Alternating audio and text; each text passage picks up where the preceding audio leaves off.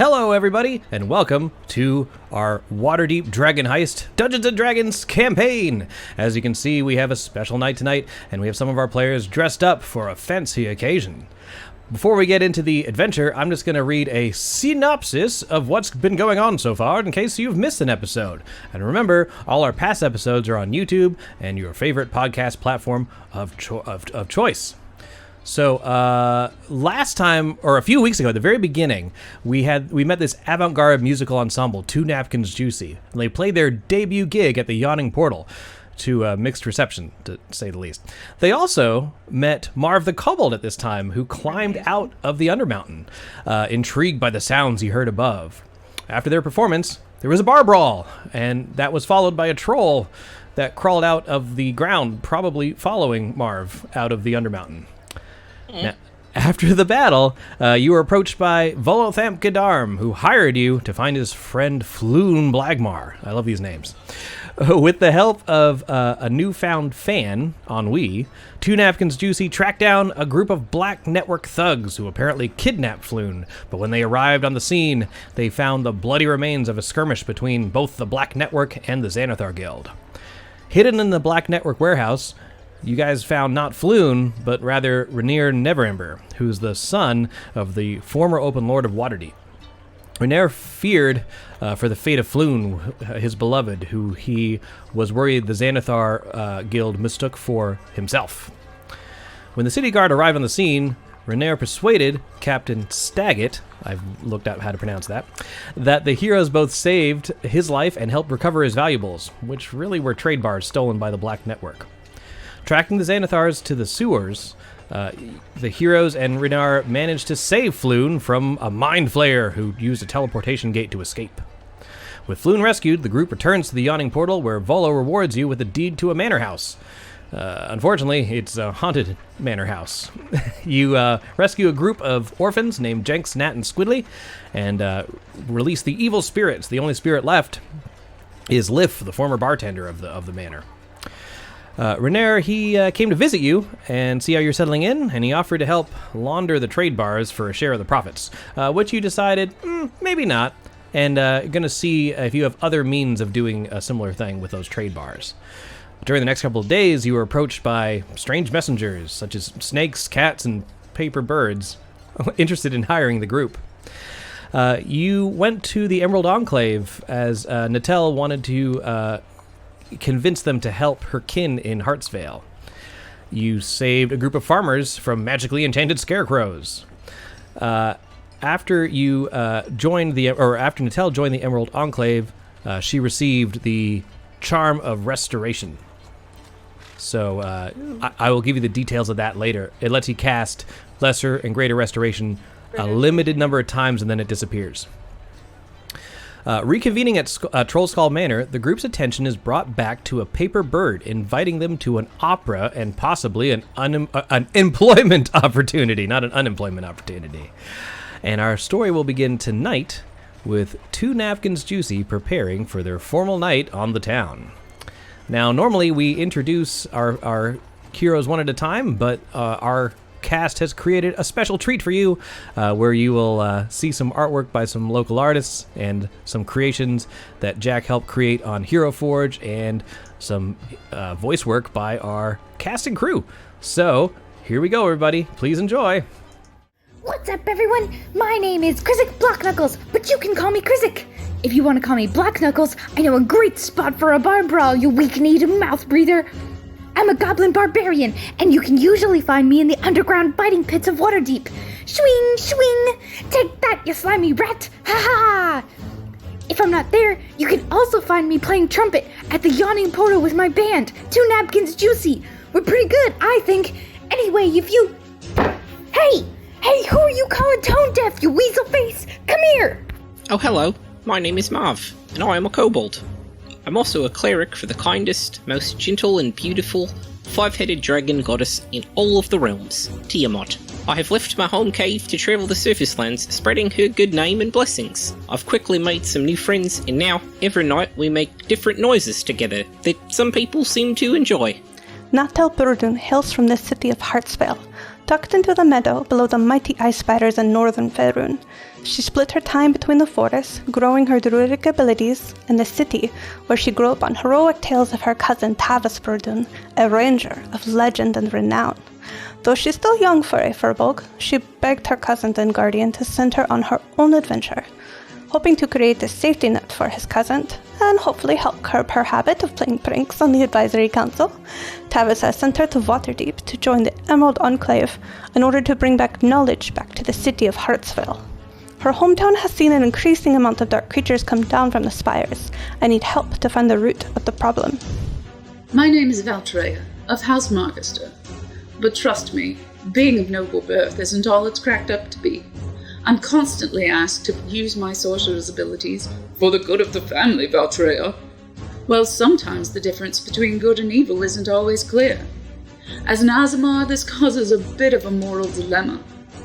When Natel's cousin Tavis asked if I would accompany her south to Waterdeep, I of course jumped at the opportunity.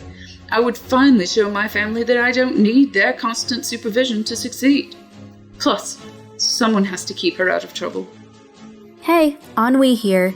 Gods, this city can suck. But the most brilliant, and sadly underrated, artists in all of Waterdeep just asked me to help them out. Which I'll do, so long as my parents don't find out I'm out past curfew. I am Thoughtsy. I am the Wanty warlock of the group. I'm a little bit quieter and a little bit more reserved than some of the other party members. So after the concerts and while we're on our missions, I'm running around making sure we're not eating people and we're staying focused. But for everything that I put into the group, I'm also going through some kind of internal issues that I'm sure I'll feel up to sharing with the rest of our party, and I'll grow to trust them with my internal turmoils a little bit more as we go along.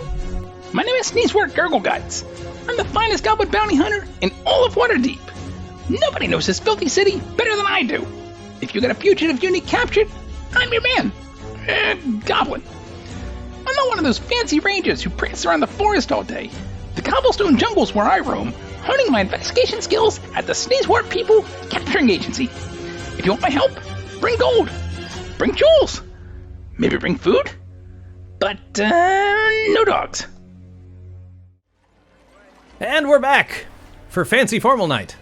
Now, before we get into our story for the day, we're actually going to play a game of Who's Who at the Yawning Portal, and you guys in the audience can help. I'm going to give you guys not one, but two different people to find this week. Now, we're going to do this slightly differently. I want everyone in Roll20 to get your paintbrush tool ready, either a shape or freehand, but I do want you to draw or circle or square the person, so instead of pinging, because I don't always see it. Make sense? Yeah. Okay. All right, cool. So make sure you have that ready, because I have my 10-second timer. All right, so today, everybody, your job is to find the following two individuals, and you have 10 seconds to find them. It is, who did I choose today? Renair and Nalur. Renair and Nalur. And 10 seconds begins now, everybody.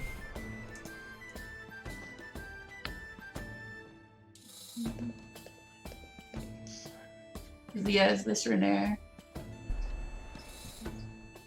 Pretty sure it's for now. No I don't idea know. what these are. It's Allure. I don't know what that. Nalur. Nulor? Nalur. Lord. I don't remember who that is. I don't know who that is. Is that? Wait, is that the? I don't. And 10 seconds is up. What did we get? All right, so, good job. Who's green? Jack, you did it.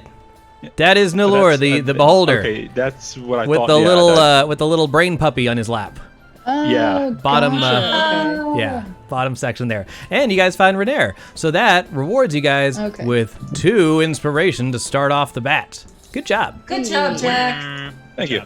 Yeah. Now, I was thinking to make things harder, but to allow you more inspiration, I might call upon old ones again, just to see if you can get them in a small amount of time. But for right now, you got 2 inspirations. So let's go ahead and save those. And let's just turn this down for a minute. And today we're starting in your new manor house in Troll Skull Alley. And you're all deciding what to wear to your big event. This is later in the evening as you had just finished beating up a bunch of scarecrows. And now you're back in your tavern cleaning up, if that's what you decide to do, and seeing what clothes you have. I know Valtreya was thinking of stopping by her manor to see if she could pick up some stuff. I'll say yes, you do, but your parents are not available at the time. They're not home. Looks like they went to dinner before the opera.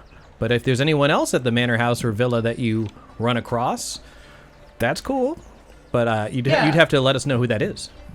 I wanted to see if maybe Tia, who is kind of like my handmaid, but we grew up in the manor together.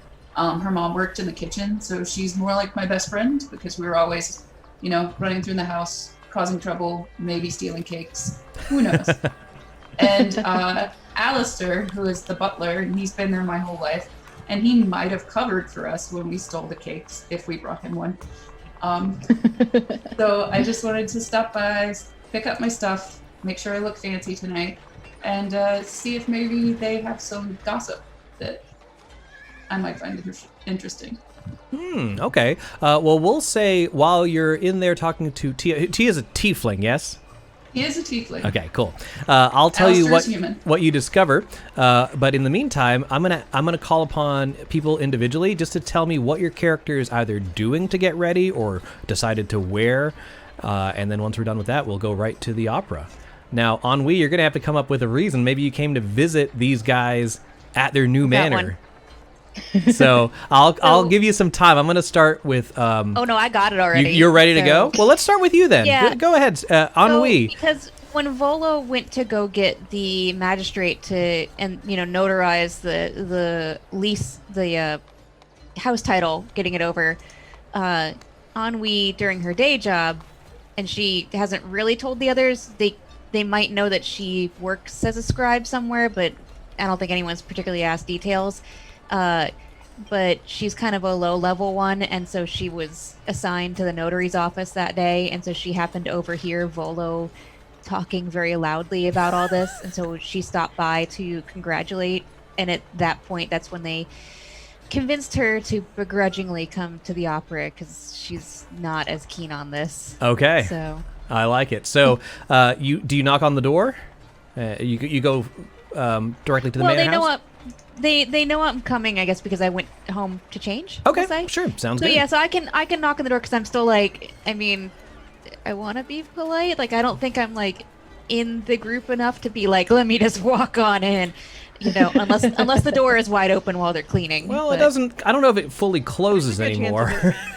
It's kind of junky.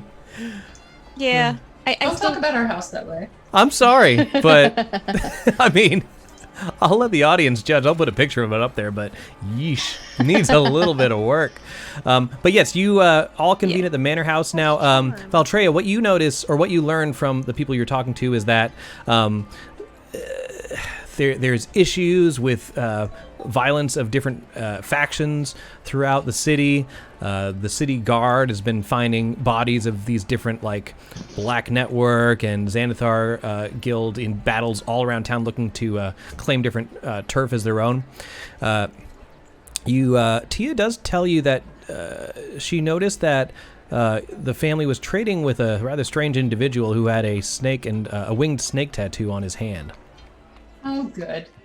So that's what you learn. You get whatever garbs you'd like, and you bring them back to the manor house. And then if you all, I'm going to call you out. Or before we finish with Ennui, what are you wearing to the gala today?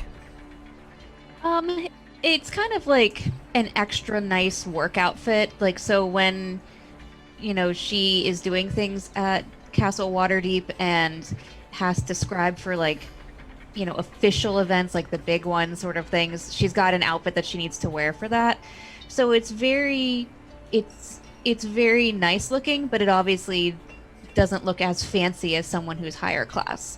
So I was thinking basically maybe a nice simple dress, or even just a blouse and a skirt that kind of goes well together. but neutral tones. So appropriate without being flashy. Yeah, really. That works. So that's kind of the bar of what she's got. Valtreya, you what did you get from the Margister Villa that you brought back to the manor house? Valtreya is very shiny. It's probably like a light lavender to bring out the color in her eyes. But super sparkly, really low cut, kind of slinky for whatever medieval time period we're going for here. Damn ankles, though. Okay, and she is tastefully covering her ankles. Oh, okay. I think just it's the Renaissance, ankles. so you may have, you may have some flexibility with some of this. All right, and Natel, how are you prepared? It looks like you're dressed up quite nicely on camera. Oh, yes. In the game, Natel is wearing, I guess, she's not used to being able to go outside and not have 5 layers on because, she kind of grew up in the tundra. So she has, not a lot of clothing on. Okay. The most you can tastefully get away with going to an opera. Nice high slits to show off her legs. Which are taller than half your party. Taller than almost all of my party, except for Valtreya. Some good looking Even legs. then, they're up there. All right, and now what I've been looking forward to today, I'm going to ask the goblins and kobolds how they're preparing to go to the opera. Any volunteers of who would like to go first? I would like to volunteer. All right, Krizik. So Krizik is very excited about getting to dress up. He has a background in gladiatorial fighting, but he also just is such a drama queen, so he likes to get dressed up. He tries to drag Sneezewort to the fanciest clothing shop that he knows, which is actually just a thrift shop. And who knows if it's actually successful. Jack will have to tell us. But Krizik finds he finds it's called a shirtwaist. So it's basically like a long sleeved blouse with like a frilly front. And then he's got he finds a long skirt that's like just a little bit too long because he's a goblin, so it was probably meant for like a human child. Okay. But he pins it up at the bottom so that it doesn't drag too far. Now, does Krizik's fashion sense, does it match, or does it look from the outside kind of like pieces of random ensembles plopped together? It kind of matches. Color-wise, it looks fine, but it definitely looks like it came from 2 different outfits. Oh, okay. So as an example, I'm wearing a tux top and cargo shorts. Yeah. So the skirt that he probably finds is probably super. It's super fancy evening wear, but it's also 50 years out of date. That's great. And then the shirtwaist that he's wearing is a little bit more modern, but also for a lunchtime gathering. Okay, all right. I like it. Now, Sneezewort, you reluctantly went to said thrift shop, ye old thrift shop with an E on the end? Yes, we went to ye old thrift shop, and I'm standing there just looking with this look of utter disgust on my face as it everything that Krizik's picking out. I'm like, you just sort of see him trying to slink out the door several times, and Krizik's pulling him back bodily. finally managed to convince Sneezewort just to pick out a plain black shirt and a black doublet or something so it doesn't look too out of place. But Sneezewort is as he's going up to the shopkeeper to pay for these things, you can see the tension in his shoulders, and just he gingerly he has to basically pry the gold piece out of his hand and put it down on the counter. That's great. So is he like when you dress up your dog and he just does not want to stay like this? He's trying to shake it off, and he kind of falls over. That's great. He's obviously not happy about this. All right. So all in all, everything it's clean. It's not Oh, fancy, sure. but it's relatively clean. So for these fine clothes, but at a thrift store price, the entire shopping trip costs you only 2 gold pieces, so a gold piece each. Okay. And then Marv, I don't even know if you understand what an opera is. No, so everybody keeps talking about what to wear. Marv will be wearing. He's got a rusty breastplate with the symbol of Tiamat on it, and a tattered leather loincloth. Seems appropriate. What he wears all the time. It's what he wears. His clothes. So, does anyone intervene as you're all prepared to go? Yes. Absolutely. This is an 80s fashion montage of Marv the Kobold. Like, That's so good. Yes. So, just keep in mind I have a dragon tail. It's fine. All right. That's fine. Okay. We can I work mean, with that. it's not like I don't have a tail either, so. that's true. Yeah, but they make tiefling clothes. Kobolds don't walk around. You gotta like cut a tail tiefling- hole out the back of the pants, and it's like right on the seam, of course. Yeah, that's fine. Or So just tiefling running- children clothes. Yeah, I guess so. So, Valtreya, I'm going to say you know this being raised in nobility, and Natel and Ennui, you realize this too. Even though you have tickets to the opera, if you are not dressed appropriately, they will not let you in. Right. Also, try it still. they'll not let you their weapons will not be allowed inside the theater. So, keeping that in mind. I definitely still have my dagger hidden, like, on my person, but obviously I can't get away with anything else. But a dagger I can hide under the skirt. Sure. Unless there's there's not metal detectors, but they might be patting people down. We'll have to see. Do we think that Krizik If would they be go able onto to the hide inside his of her long thigh, we're sword? gonna have a bigger problem. I know. I was That's gonna say. very I was true. like, That's very true. I'm not putting it on the outside of my thigh. Like, I'm dumb. So, who tells Marv what to wear, and what does he end up with? I think really it would want be a him joint to end up effort. in like a seersucker, like Yeah. royal toddler like outfit. Oh God. Where would we even get one of those? It's Waterdeep. They make them here. I feel like that could be another thrift store find. Sure. Like, I feel like that's. Yeah. I'm giving you I the feel like thrift that's- store discount. Any ensemble you purchase at the thrift store for this adventure is only a gold piece. So, Okay. yeah. Okay. I mean, Then for that. whatever plus a fancy hat. I will find a fancy hat and enjoy that. Yes. Oh, like absolutely. like a big, Okay. tall, like top hat. We'll build Yes. his. Okay, this is what we're gonna do. We're gonna let Marv pick out a hat, and then we'll build his outfit around it. Yeah. Oh, there you go. Yeah. I Okay. find what is most akin to a Kentucky Derby lady hat. Yes. Blocking most of the sun as possible. I I guess, can work with that. like Yes, it's as if absolutely. I very much want mint juleps. Absolutely. that's- Which are actually awful. That's So they're terrible. I terrible. would never drink one. They're awful. But yeah, no, huge floppy hat, big honking feathers in it. I love I it. may try to eat the feathers. I was gonna say, does it have Debonair Dubois written on the inside? Maybe of it's the hat? it could be a new TD at the inside of the hat band. it's a hat There's line. there's a seagull feather stuck in it. Yep. The inside of it says Easter egg. Virgil's fine hats. All right, so with that, you all, dressed as you do, head towards the Lightsinger Theater, which I'll show on your map. So it's south in the Castle district. You should, I don't know if you see, actually you should be able to see it right now. I'll shift-ping it. Hang on. It's right above the Great Next to the Great Drunkard. Mm-hmm. Yep. So Nice. as you Love that. We're walk all gonna need a towards, drink after this. you might need to. As you walk towards the theater, you see the Great Drunkard. This is one of the huge statues of Waterdeep that at one point they were all animated, huge constructs that fought against dragons and saved the city.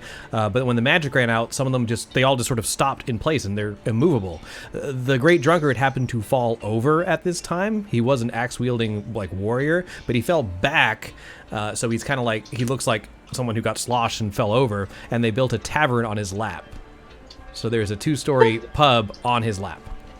which is fantastic. That's not awkward. I love it. Crawl inside, everyone. It's warm in here. Now, with that, you approach the theater. It's a newish building. It's lavishly decorated. It's only been here for a few years. Tonight's opera is definitely geared towards the nobility and elite.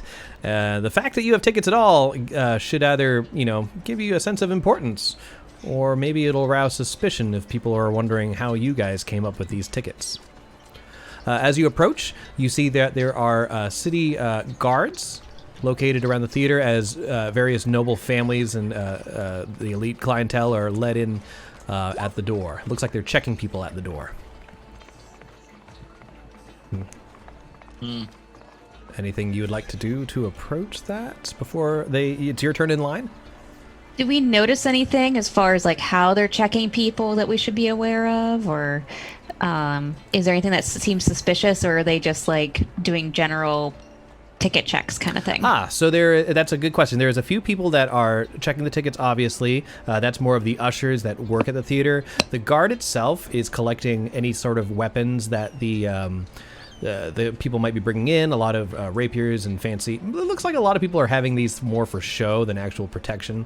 But it's kind of like a coat check system. They give you a ticket and you can get your sword at the end. You do notice a robed figure towards the back of the guard who seems to be concentrating on something. And sometimes you notice that the guards are able to know exactly where somebody might have a weapon. So it looks like they're scrying for metal or other types of items that way. Gotcha. Okay. You do also notice that the leader, this is going to be a different artwork because I actually got something mixed up last time, but the leader of the guard, the guy in the middle with the funny helmet, it's your good old friend, Captain Staggett from American Funniest Home Videos. Okay. He's the guy who, he's the one who confronted you in the Black Network warehouse. I also mispronounced his name as Staget, so for canon now I'm saying it's actually pronounced Staget, and he's French, but you all call him Staggett, so we're going with that. Okay. I feel like Ennui would probably learn it correctly since she was unconscious during that, but after the fact, be like, do you mean Captain Staget? Like, is that who you're talking about? No, Yeah, that's Staggett. Okay, so am I the only one who's hidden a weapon on them? I mean, I've got weapons that called magic.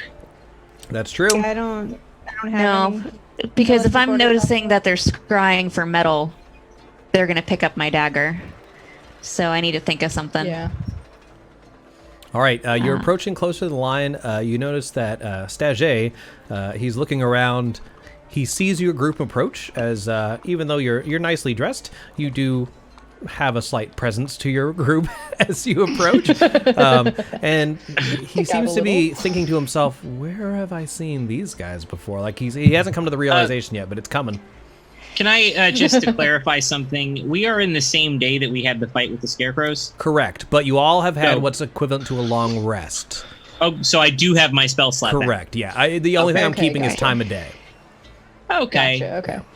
So I'm sort of discreetly watching the captain, and as we get right up into line, as they're starting to like focus in on us, I actually like wave to him and I try to get his attention to bring him over because I would like to thank him and his crew for saving me.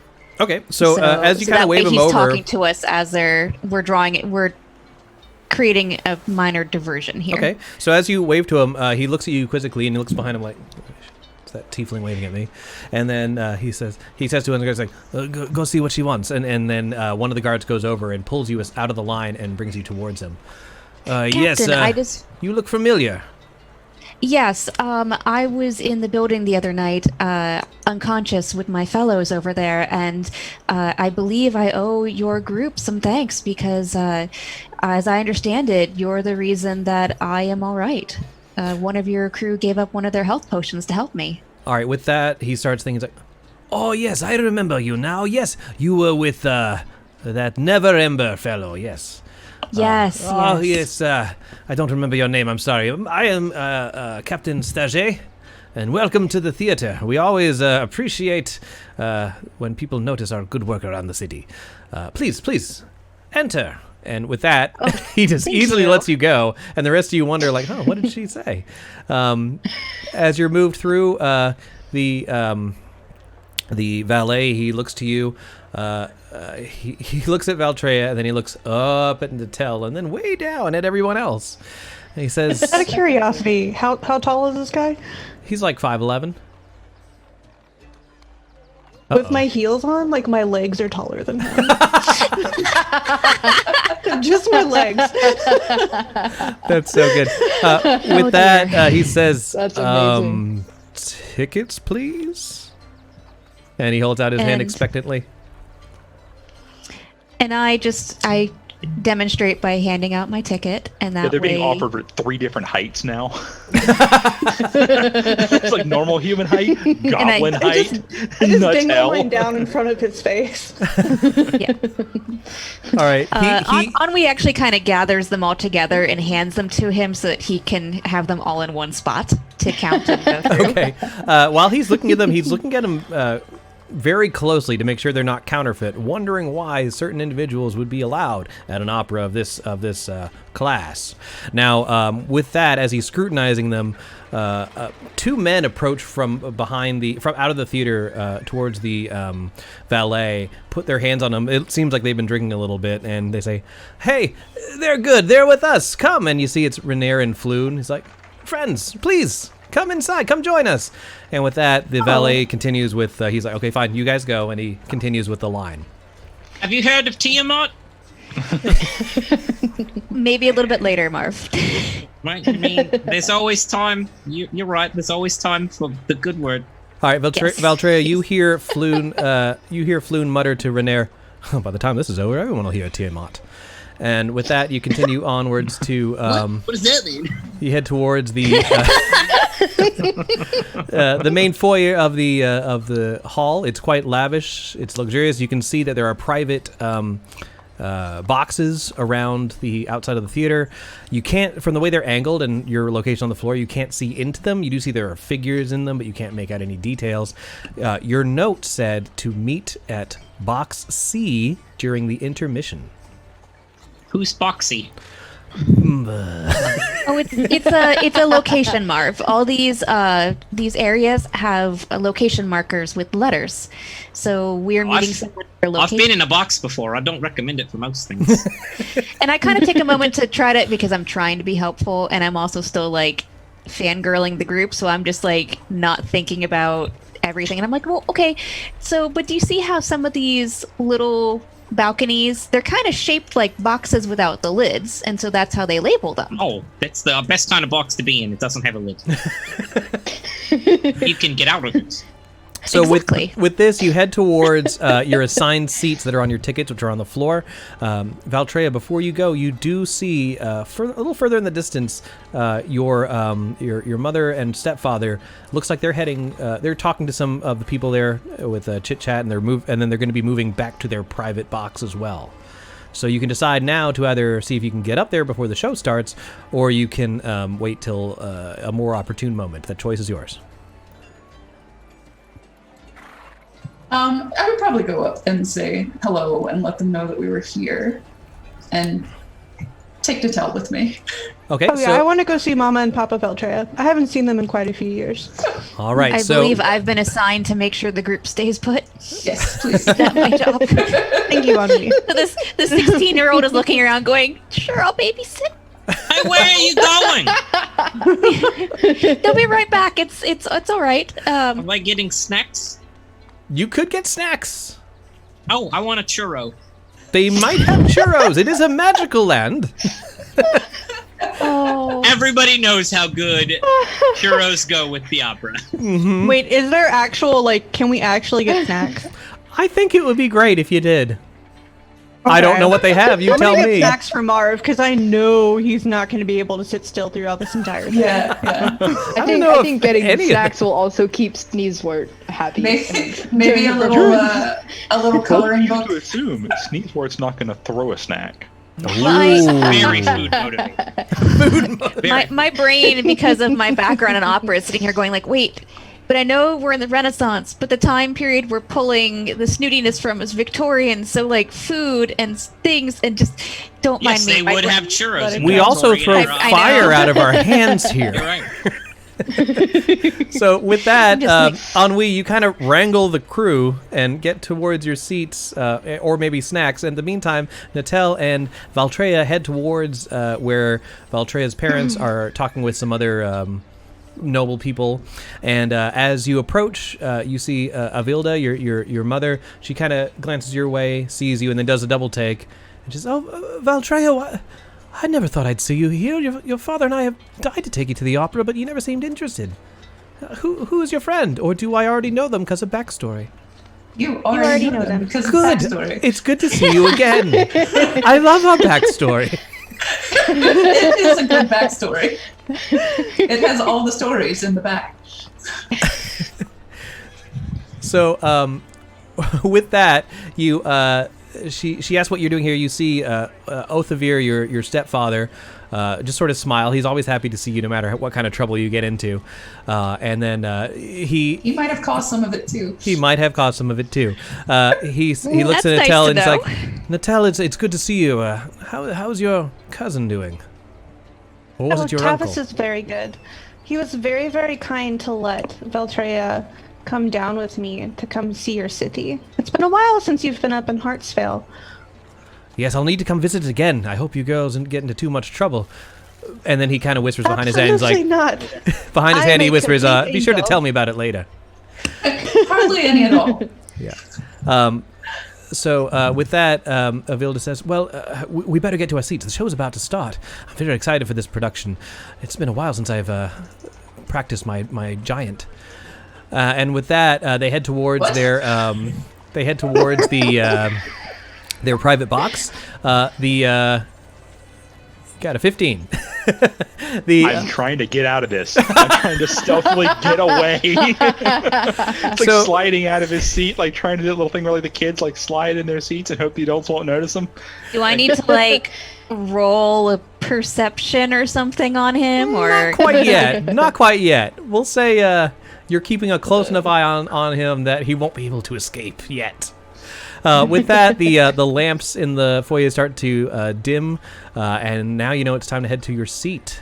Did you get should've any waited for snacks, dark Natel? light. Oh, I have like a whole arm full of snacks, which is a lot of snacks because I have very big arms. It's true. Right. I feel like this entire time crunchies. Ennui's been like taking a program and trying to like explain what the acting and things do to Marv, but then also talking about how it's been, because obviously it's like probably handwritten and then maybe like magically duplicated or whatever, but like she finds herself drifting into how the calligraphy's done, and so they're sitting there, but they're probably a little bored. I like it. Marv is definitely doing the leg thing where my feet don't touch the floor. Right.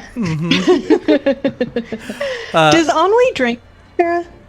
Sorry?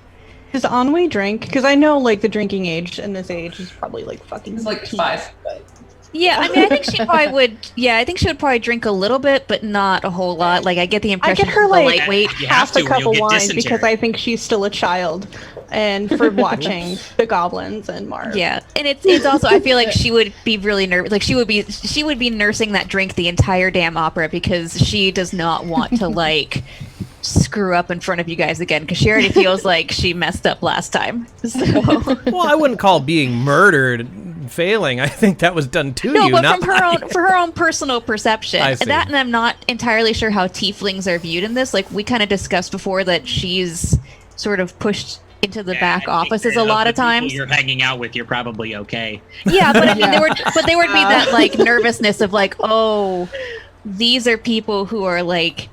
I also know that like Valtreya is from the nobility, and so like I imagine there's some like low level anxiety of oh dear, at some point they're gonna find out that I'm like they're gonna change their mind at some point here.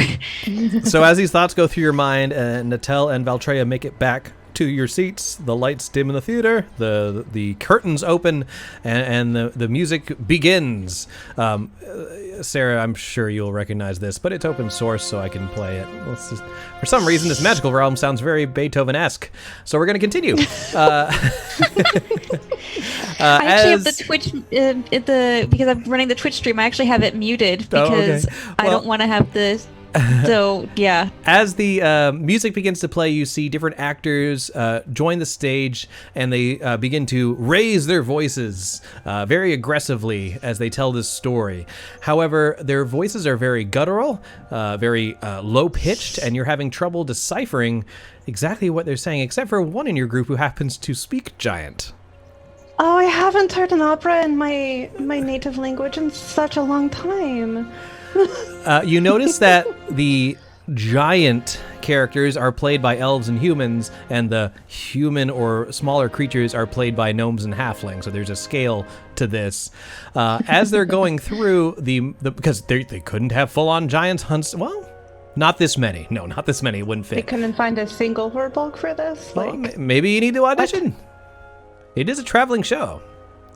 They have like super text going with someone using minor illusion where oh yes, those absolutely. Read. So okay. Oh no, sorry. The effects are for just the environmental effects. There is no super titles for this. It's kind of this whole if you don't know how to speak the language, then I guess you won't understand what's going on kind of thing. Okay, I just wasn't sure how common giant was to learn amongst not very often. I only know because I'm Giant Ken. Like that's it. Oh yeah, no, that's what I'm saying. I'm trying to figure out because my thing was like, they could totally do super titles with like minor illusion. Oh, they could, but they've decided not to. They've decided not to, and I've noted it. So with this, let me make sure I know how to. Is it /? Let me see. Angela, do you see that in Roll20? Yes. Only you should see that I texted you something. No one else should see what I just said. Correct? I'm not looking. That works. Now, are we in the front row? No, you're sort of no, you're not in a box. You guys are on the floor. I thought we were in a box. The person you're going to meet is in a box, but a box wouldn't fit your entire group.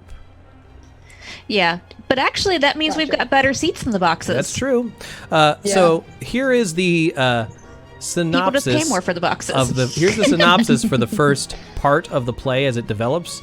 Now, Natel, it is your job to describe to the rest of the group how this sort of plays out.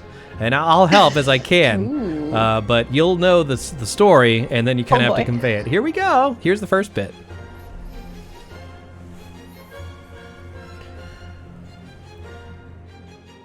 Oh, okay. So in this part, there's a cult of the dragon, and they have taken all of the treasure, and they're traveling across the Western Heartlands and the Sword Coast.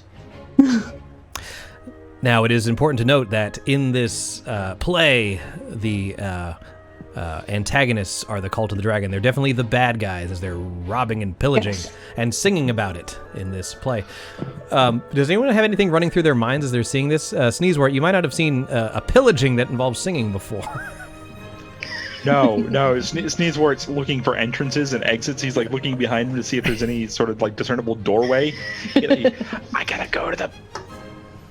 Marv doesn't see any dragon. Who did we sit next to Sneezewort? Who is sitting next to him? I think Krizik is probably sitting on one side of Sneezewort. But does this mean you have like one hand on his shoulder the entire time to like make sure he stays put? I think it's like I think it probably starts that way. Like it's kind of a mixture of like, okay, we have to make sure that Sneezewort stays here, but also like, oh my gosh, this is so cool. Okay, look at all the lights and the magical effects, and then when like the actual opera starts, Krizik is just so enchanted with like the costuming and the singing, and like the music is really great. Like he's never seen any kind of performance to this level before. So you're really no help. No. Sneezewort like, I gotta go wet a wall. I haven't gone since after the scarecrow fight. Marv stands up on his chair and says, I don't see any dragons. What are you talking about? Some of the patrons in front of you turn and say, "Shh." Well, do you see the dragons? I tell Marv to hush and hand him a churro. I enjoy the churro. Marv, you do see that some of these pretending to be dragons. some of these characters have dragons emblazoned on their armor and shields. However, you do not see an actual dragon. Okay. Here is the next thing that happens. Oh, that is coming to all of us, Chris. Oops. I mean, I'm purposely not reading it, but Yeah. There I'm it is. not reading not it, reading but I it. see it Yeah. pop up. I said the same thing twice. Marv, in this part, look. Uh-huh. The good dragons are coming to beat up the bad dragons. Oh, good. I don't like any of those bad dragons. So the dragons are actually kind of like wooden constructs that are being on pulleys, sort of moving across the stage. Very, you know, but we've told him it's make believe, so like. I don't understand. All of the good dragons are like all the bad dragons. The bad dragons, as far as I know, all have like metallic skin. Yep. You realize Marv is getting this all backwards. We'll have to talk about this later. I didn't know they had wooden skin too. Marv, you notice that everyone is cheering as the chromatic dragons are being demolished by some of these so-called heroes. This is very confusing. Sneezewort, are you going to make a break for it? To point, Yep. Marv definitely thinks chromatic dragons are the good guys. Correct. Yes. Oh. All right, Marv. I feel like this is when Ennui leans over and just quietly tells him that, look, they're trying their best, but I'm pretty sure they didn't get their paint jobs right. Just change it in your head to what colors you think it should be, and it'll be okay. Sneezewort, are you trying to stealth away? Are you just making a break for it? What are you thinking here? I'm going to try to stealth away. I mean, like I told him, I got to go. You got to go to the bathroom. All right. So what you're going to do is you're going to roll. You're going to roll your stealth against Krizik's perception. Oh no! All right. So you both make a check, and whoever rolls higher wins. All right. He realizes if he blows this, we lose money from trying to launder it, right? Yep, but you don't. None of you notice him leaving, as Krizik was the one next. Sneezewort, you managed to do the kid slide in the seat. You get down to the floor. You're crawling underneath the seats of the row in front of you, making it to the aisle, and then you push out and you make it to the foyer. We will come back to you in a second. Or are you heading straight for the bathroom, or you just wanted to get out of that room? The whole place, really. The whole building. That's this fair. Is way too much for me. This is not my scene. Not your jam. All right, so before we resolve that, I'm going to go back, and this time I will whisper it. Sorry, I forgot you have to put in a command to whisper. I've just learned not to look when I'm not supposed to look. That's fair. Here is the next one. It's why I purposely have Twitch in a different tab so that whenever we do start, because I assume something's going to go wrong, I can't see your maps. So. All right. Now, when I say cult, Angela, that does mean, of course, the Cult of the Dragon and all the chromatic ones. All the bad guy dragons. Well, what we know as the bad guy dragons. But we're bullshitting to Marv so that he doesn't. I've handed Marv like the stickiest of toffees, so hopefully his teeth are like stuck together. Oh, I'm doing the thing. I'm like that. Dog's peanut butter. Yeah. Guys, wait until you see who's about to show up. All right. And I make sure Marv is playing. Who is it? With that, we're going to go back to Sneezewort. As you are heading towards the door at the small bar located in the lobby, you see Floon, and he raises his glass to you and says, "Oh, Sir Sneezewort, please come grab a drink with me. This is not my idea of entertainment either." I gotta go. I gotta go do something outside. Oh. Yeah. I'll be back. I'll catch you later. Sure. Another time then. As you exit, Yeah. you see the guards still standing around, the city guards with Captain Staggett still standing there. He kind of eyes you suspiciously, but you're not doing anything, so you're outside now. gonna take off the doublet, like rip it off, and like just throw it. Hey, stag it! Hold this for me. And just like toss the doublet to him, like. And he's just heading back to Troll Skull. Okay. He's walking down the road. He's taking in the night air. All right, that works. It's quiet out there. Well, that works. So at this moment in time, as you begin walking away from the Lightsinger Theater, we move back inside where it's the end of the first act. And at this point, you see this very large wooden wagon type device being pushed onto the stage. And you see that it is divided into 5 different dragon heads that are all painted different colors with actual pyrotechnics shooting out of it. And as you see the other cultists just sort of singing in praise of this item being drawn onto the stage. And I know her! I know her! Marv, shh, we know. I feel like as soon as that dragon starts to come out, Ennui finds something in her pockets, I don't know God what, but drops it on the floor and she's like, Marv, help me, I can't find this. And she keeps shoving it out of the way, there's nothing there. Marv's like, let Tiamat be your eyes. And has guidance on you. No, she just tries to grab him by the hat, and even if he doesn't come with her, she has pulled the hat down over his face. Okay. I like this. So as this is happening, you notice that everyone in the audience has this look of fear as this monstrosity is being wheeled onto the stage. Oh my God, Marv, they're all so happy to see Tiamat. Oh, of course they are. She's the best. I can't. But he can't see her because I've got the hat over his face. Oh, she's wonderful. I also put my hand to help Ennui, yes. Oh my God, please keep his face covered. I'm just saying that he's sitting between us is what we're doing right now. This is how this works. With this, all the heads, as they're being puppeted by 5 individual actors, all sort of move in unison, and all 5 heads start singing together this loud, bombastic song of, oh my God, of just mayhem, death, and eating people. But it's all in giant. So Marv, she's performing so many miracles on stage right now. She's helping so many people. She does so good. I love all of the things she does. They're all so lucky. Everyone's so lucky. I can't get this. They're singing of her greatness. As she's struggling against Marv, is just thinking in her head that she should have researched this at the library that was at, I presume there's a library either on premises for Castle Waterdeep or nearby, and she should have made some sort of scribe excuse and looked up the name of the opera as soon as they told her.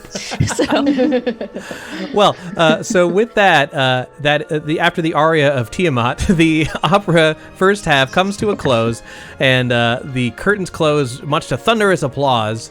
And then the lamps are relit, and everyone starts heading back to the foyer. And it's just at this moment you realize Sneezewort's nowhere to be found.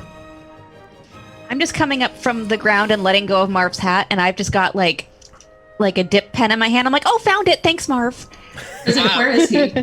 It was.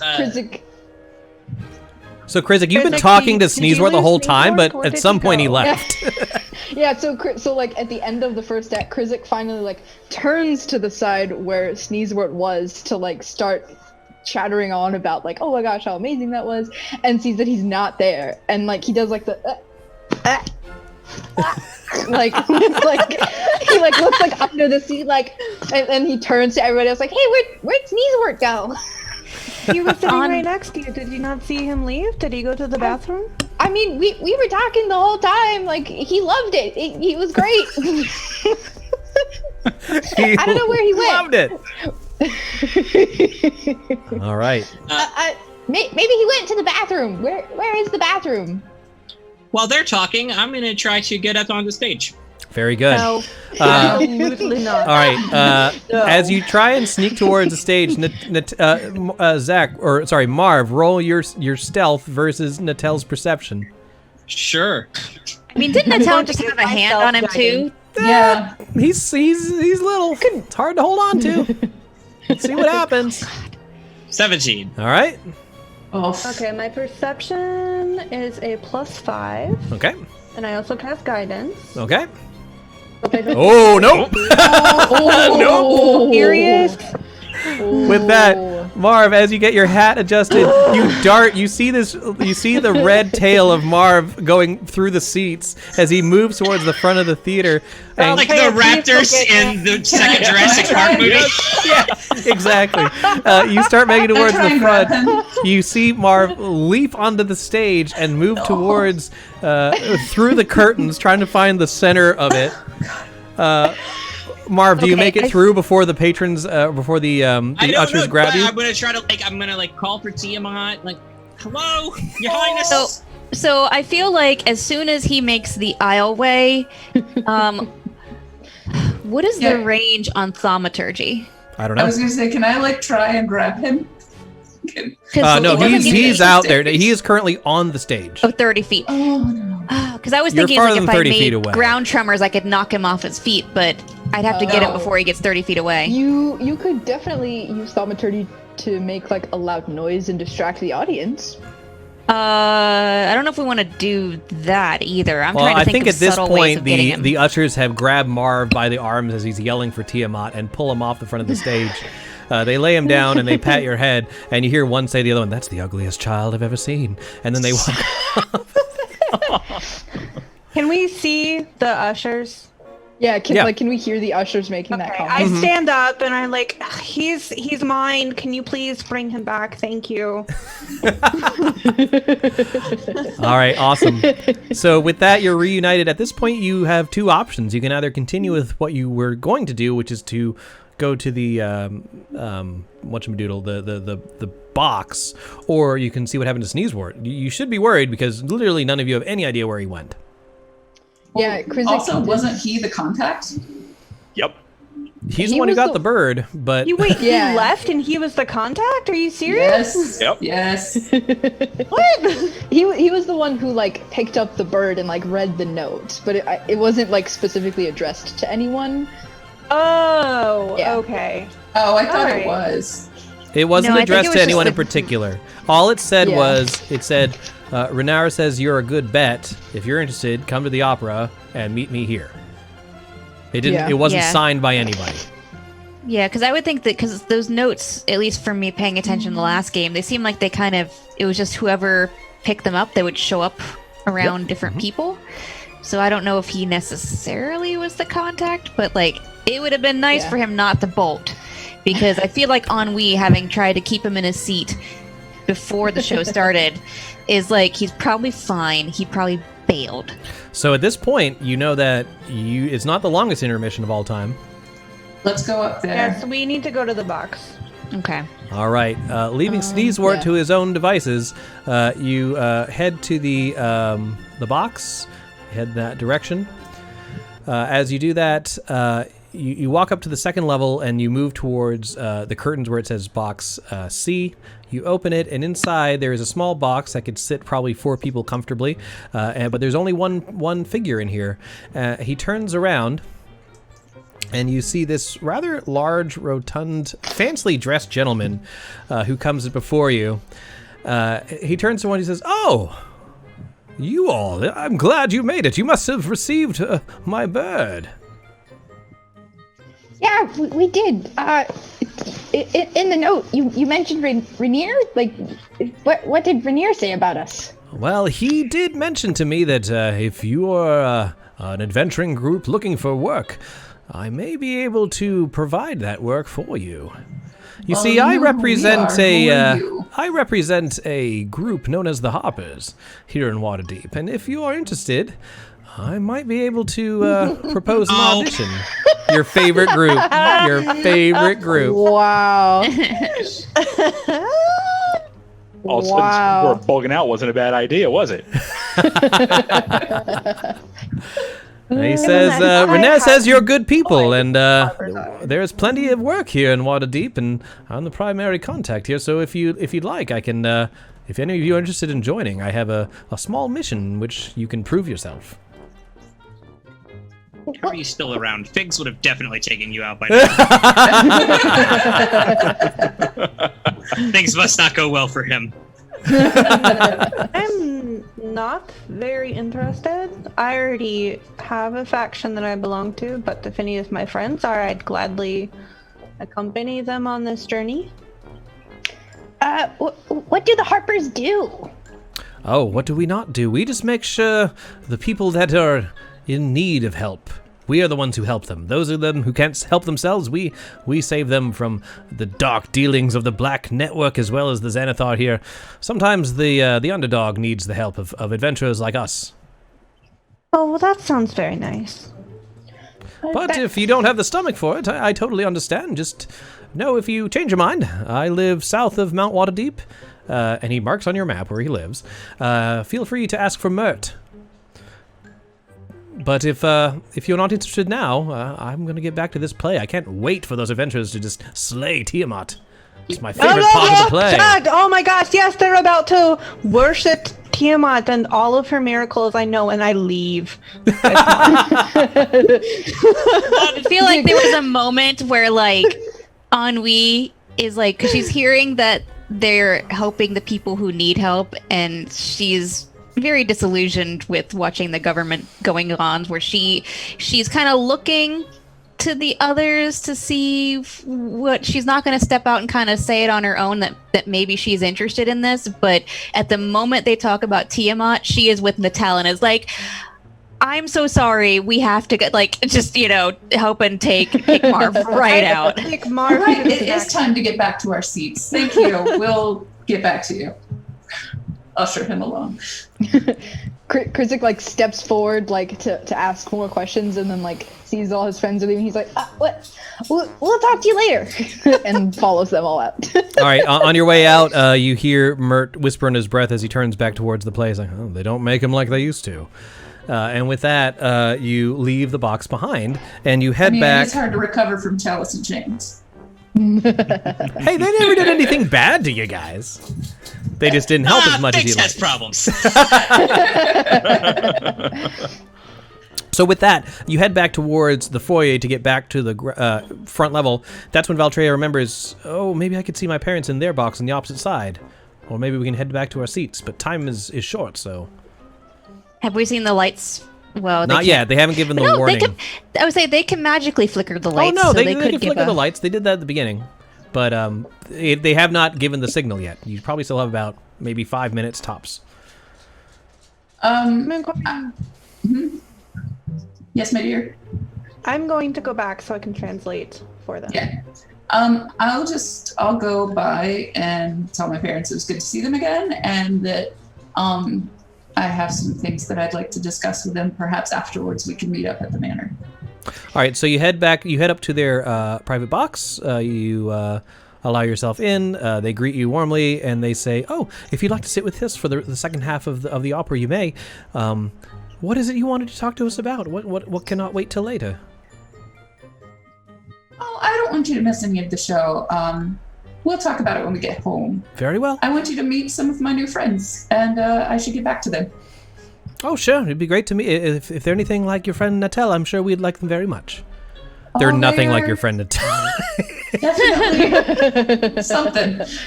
As the rest of you head back towards your seats, you see Floon, who's in his cups. He gets up from the small bar. He says, Hey, you guys. It's great to see you again. I guess some of you like to play more than your friend there. He ran out the door during the first act. Of course He did fail. You saw Sneezewort? Yes, he looked rather troubled. He looked afraid, or I asked him for a drink, but he didn't seem... I hope he's not ill. No, just ill-tempered. Oh no! Oh, nobody. Okay. I mean, we don't still see him outside, or he just totally I just got made it. for it. That was good. No, I was heading up the high road going home. You made a full break for it. So Absolutely. he left during we just see your little, what is it, the doublet that I was wearing? The doublet. Yeah, just throw it to stag it. I look outside because it's like the guard is still holding it, rather confused, and I'm like, he bailed. We'll meet up with him at the bar. I think he mentioned he wanted to go to the bar in the lap of the big man, so we'll meet him there. So, home. Well, here's the thing. Time out, guys. We're gonna Time go to the bar out. first anyway. Hold on. You have no idea where Sneezewort went. 2, you hear that he left in a hurry and was alarmed about something. 3, Yeah. you see his clothes torn and thrown onto the ground. Is it torn? Yeah, or did Krizik you is take it definitely. You said you ripped it off. Yeah, Krizik is definitely concerned. Like he's confused and concerned, and he asks. He goes up to Floon and is like, Did he say anything? Like, did he say something specifically was wrong? No, I asked him to come and sit down, and he seemed upset about something, and he just ran off. And I look at Natel and I go, maybe Marv and I should go look for him. And I think that sounds like too, a yeah. wonderful idea. Well, my goddess is right in that room. I have to. They're doesn't- worshiping your goddess, but they're pretending. They're not those wooden creatures aren't real dragons. So Tiamat is not here, unfortunately. She's always here. She's all around. I mean, incarnate. They are play acting for the entertainment of the crowd. So you will not be missing Tiamat herself. Like, do you know sometimes when we do bed stories and I make finger puppets of Tiamat on the wall? Oh yeah, yes. Well, I Yes, love it's that. like that. Oh, Yes, it's okay. You also know, Natel, that because of what you heard from Mert, Tiamat is going to be killed in Act 2. So that might not be something Yes. Marv wants to Amelie, see. can you please leave now? And Yes, go we find. should- I'm very, very worried. Y'all are really lucking me. A lot I want to do. Marv, I would really like you to come with me because I'm not as educated on Tiamat as you, and I would love to hear more of your stories as we look for okay, Sneezewort. sure. I'll tell you all about it. I feel like you would do so much of a better job than those folks on stage because I actually can understand your language. But yes, of course, I can talk to you. Why all day. is it beautiful language? Thank you. So I kind of just give a relieved look to Natel, Okay. and I Thank start you, following the trail of nice clothing from where Sneezewort. So just make things easy on myself. Raise your hand if you're looking for Sneezewort. Raise your hand if you're staying at I the guess I'm- opera. Oh, I mean, you wouldn't have to go, Krizik, but No, Krizik looks sadly at back towards the theater, and he's like, and then he looks at the doublet and the clothes that are probably strewn across the street. And he's like, Is there a way for us to send you a message if he's in trouble? I'm trying to think of something we can do that you could stay for the show, but if there was a problem... From the outside, you see the lights begin to dim and flicker, indicating the show's about to begin. No, Sneezewort is my friend. If he's in trouble, then I'm gonna help him. All right. right, Now so- I have the question. Yes. Does Marv try to sneak away and come back and see the rest of the show? What is Marv trying to do? I told him that I really want to yeah, learn about Tiamat. I'll go with her and to look for Sneezewort. That That's works. what we're doing. Okay. With that, Valtreya and Natel, you go back to your seats. The rest of the party moves and looks for Sneezewort, and I know you went up the high road. So what I'd like is someone in the party of Ennui, Krizik, and Marv to roll a perception check with advantage. Your choice of who does it. my I have a perception is +2. a +1, so probably not I'm me. fairly perceptive. Jack, I'm going to whisper something to you in roll 20. Sure. I'll do. Which I'll, means we I'll should do the look at roll roll 20. at advantage. Yeah. Okay. Okay. Ooh. We have 2 inspiration. I don't know if you want to use them here. I'll use one, I guess. I'm sure we'll make some pun before too long. What was the total? I'm gonna use one of the inspirations. Okay. God, 12. I mean, that's better. Better. So with that, you do head to following whatever signs you can. Sneezewort's not trying to hide himself, so just heading back towards your home. I'll say eventually you probably will catch up with him, but before that, I need to know if what I sent to you, Sneezewort, if that changes your trajectory or if not.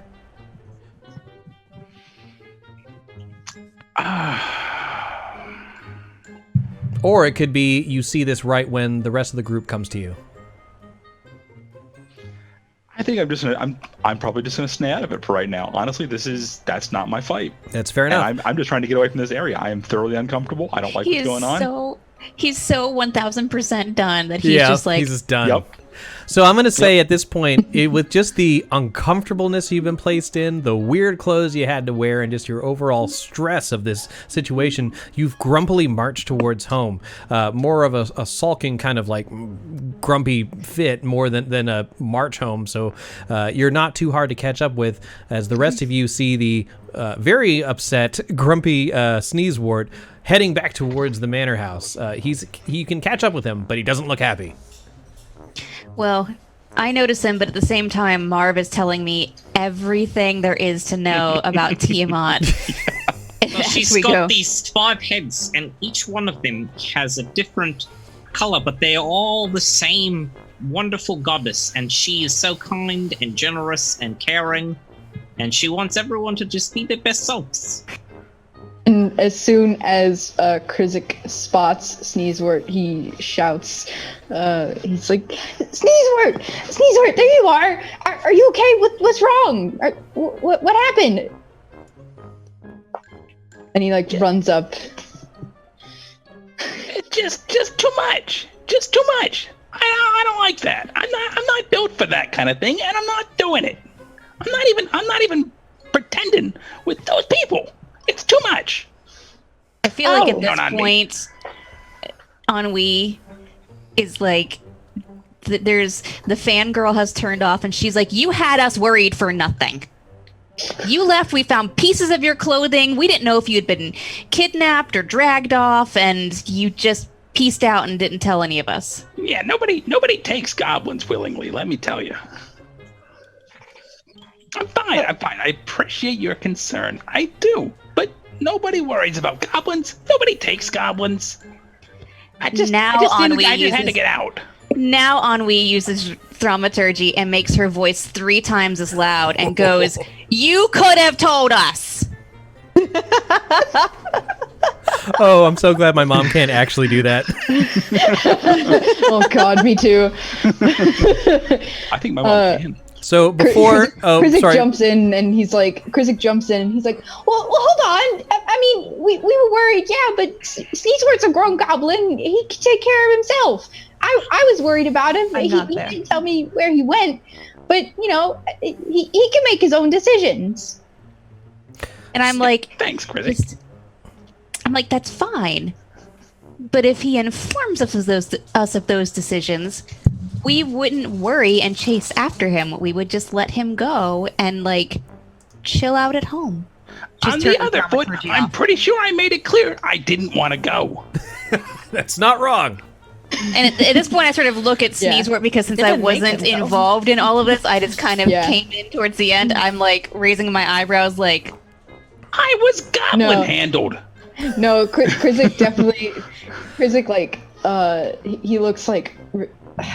Is there a green blush showing up as he? Yeah, he looks like guilty and sad. He's like, no, Sneezewort did. I mean, I got so excited and we weren't fair to Sneezewort because Sneezewort doesn't like getting dressed up. But I got so excited and I just it's partially my fault, I guess. Time out. Sorry, as this is going on, as you're having this discussion, going back and forth, it's all happening kind of simultaneously. As soon as Marv says, and she just wants us to be our best selves. And at that point, the camera cuts back to the opera where there's a huge battle going on stage and they're mangling this wooden Tiamat creature on the front.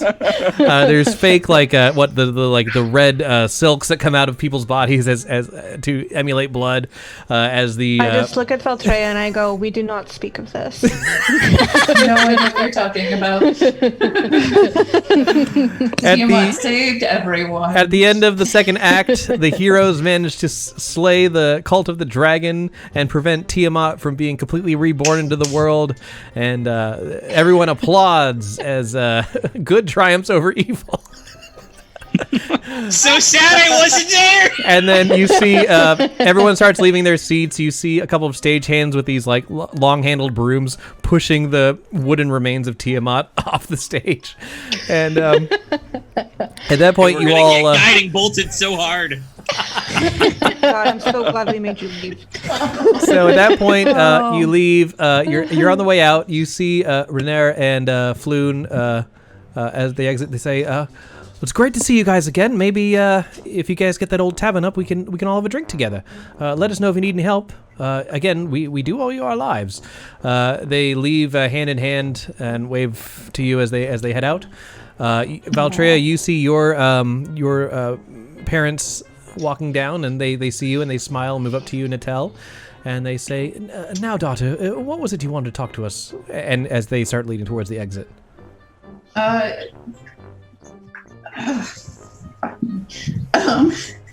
Did we discuss like if we found Sneezewort? Like I realized Sneezewort's not coming with us, but were we supposed to circle back to help you out? This is all happening at the same time, kind of, or like, Okay. yeah. I think we established that they were going to a specific tavern after the show. They mentioned that No, they we were going back to my parents' house. Oh. Well, no, that's they what- are right, they are heading out of the theater at this moment.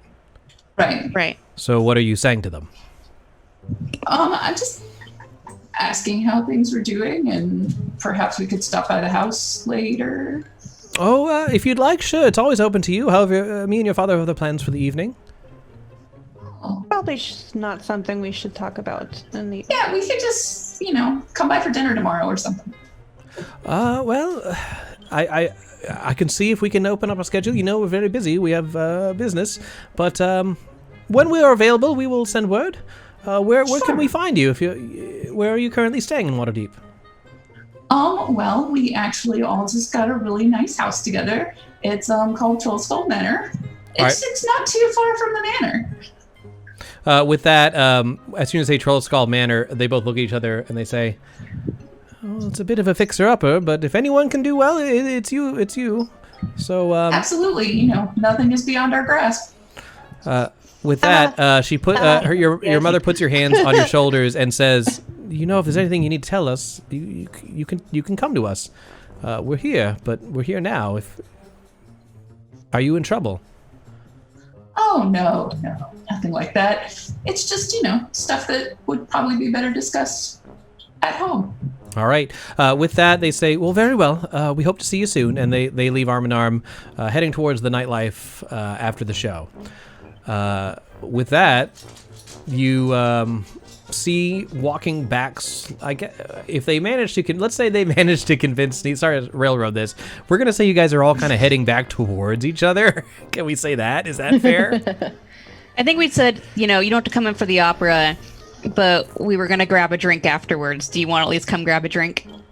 Does that sound plausible? Like a plausible lie we could tell Sneezewort to convince him. I was gonna get drinks back at the house. Do you have drinks back at the house? It's a tavern. It's not stocked. An empty It's tavern. not stocked. Oh, that was definitely one of the first things we bought for the house. Also, has anyone told Ennui that there is a ghost bartender there? Or is she just going to find out? That hasn't come into play she yet. gets to find out. Like the rest of us did. Yeah. Yep. When he throws something at your head because you're an asshole. So, Sneezewort, did that thing you saw come into discussion, or are you keeping that to yourself? Yeah. I guess I'll let everybody else know. Like, all right. Look, it's not probably the best time for dealing with it because none of us got weapons or anything. But there's some humans with the funny snake tattoo things that would go into the drunkard. But I can't do anything about that right now. What am I gonna do? I'm dressed up in a stupid outfit. I got no armor, and he kicks a rock at this point. Well, I think you have half of a stupid outfit left. And Ennui's like more than I want. And Ennui, just because she's getting a little smug retort in here, she's like, "Well, one of us got a weapon into the opera," and she just grins. That's true. That's fair, yeah. Chris is like, if they were headed to the Great Drunkard, like Natel and Valtreya and Marv can do spells and stuff. Plus, there's security, so we can. I mean, not that they'll be much help, but we could at least tell them. It's up to you guys. Some of you were intrigued by this large statue with a tavern on its lap. I would very much like to go in that building. Oh, Yeah. me too. I'd like to go all the way up it. And we don't have to confront these people like right now. We could do some surveillance or, you know. Yeah, Krizik definitely turns to Sneezewort and I don't think says, we're ready to take down an entire underground syndicate by ourselves. So. She's got her own realm, and she protects it. No, but Krizik definitely turns to Sneezewort and is like, I mean, if you want to go back to the house and just chill, like, that's okay, dude. I mean, you know, we don't always have to hang out all the time.